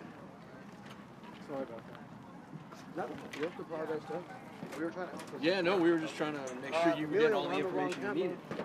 Wrong camera?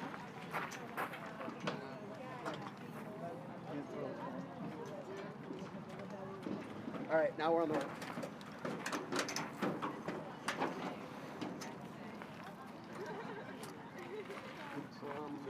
Unmuted? Make sure it's unmuted there. I believe so.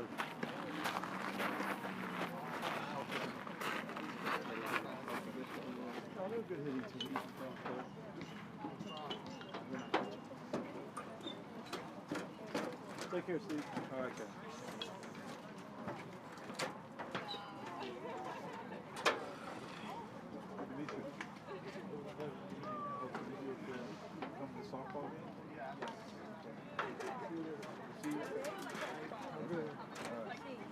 All right, Coach. Hopefully we'll see you. Jordan, hopefully Hope some of the softball. Yeah, get a few more, but it'd be great if we do. let's see some softball. Sounds good. Sounds good. Jay, thank you. Enjoyed it. April 6th. April 6th. Weather permitting.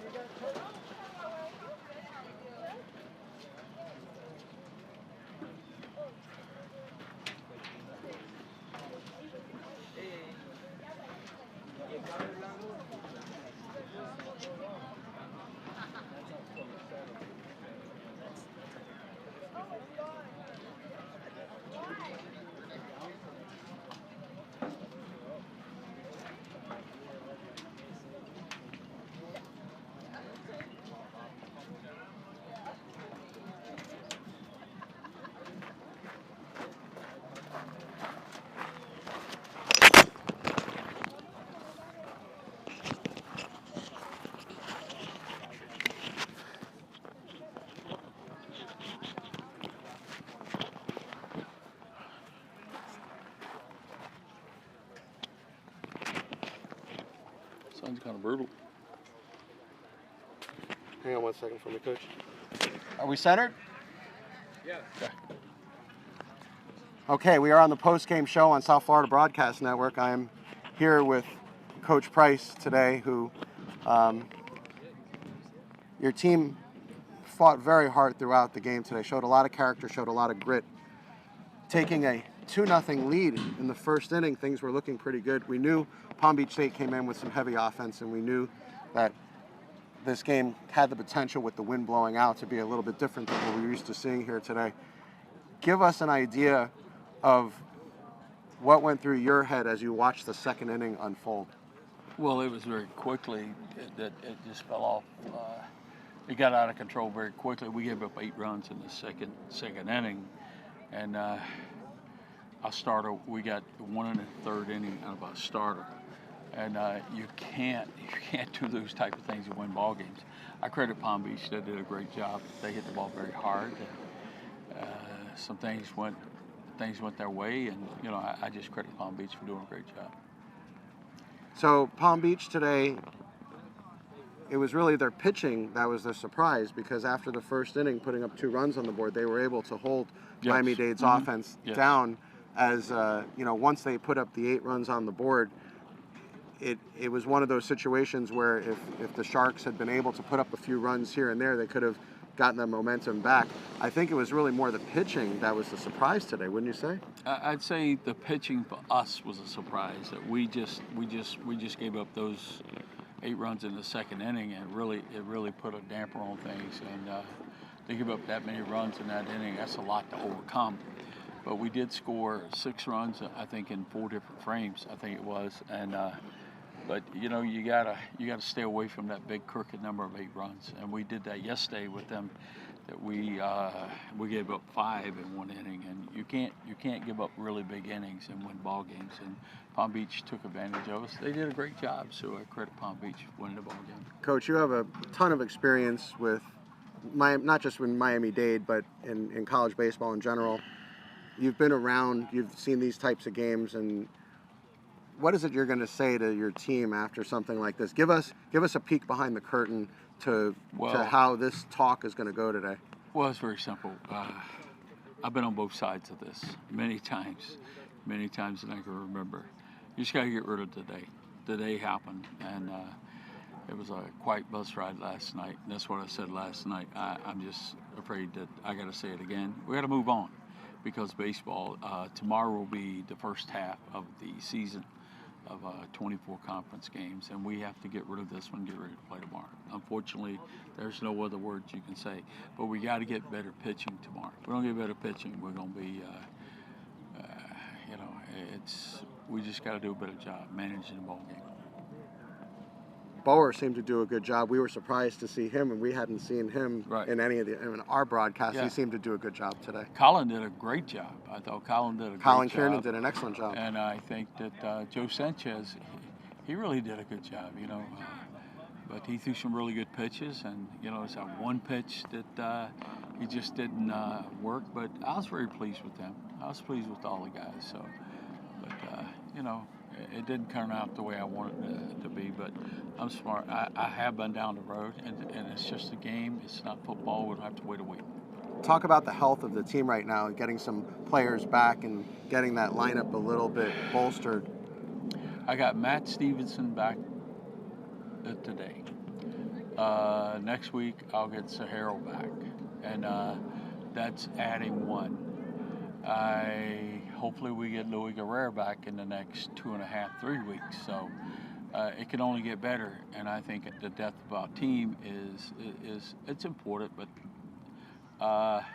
this is probably as healthy as we've been in a while. So, but we can get healthier next week, and there's a long way to go in this season, and we just hope to get better from today. Well, we thank you for taking a couple of moments with us today, Coach Price. Always. Thank you, Jay. Always a pleasure. And we will see you next time, and we will see all of you next time here on the South Florida Broadcast Network, as we are back here on April 6th to broadcast the Lady Sharks, as we will do a double header on April 6th and on April 13th. And until then, We will see you folks next time. We want to thank everybody for tuning in today, and you have been watching the South Florida Broadcast Network. Thank you.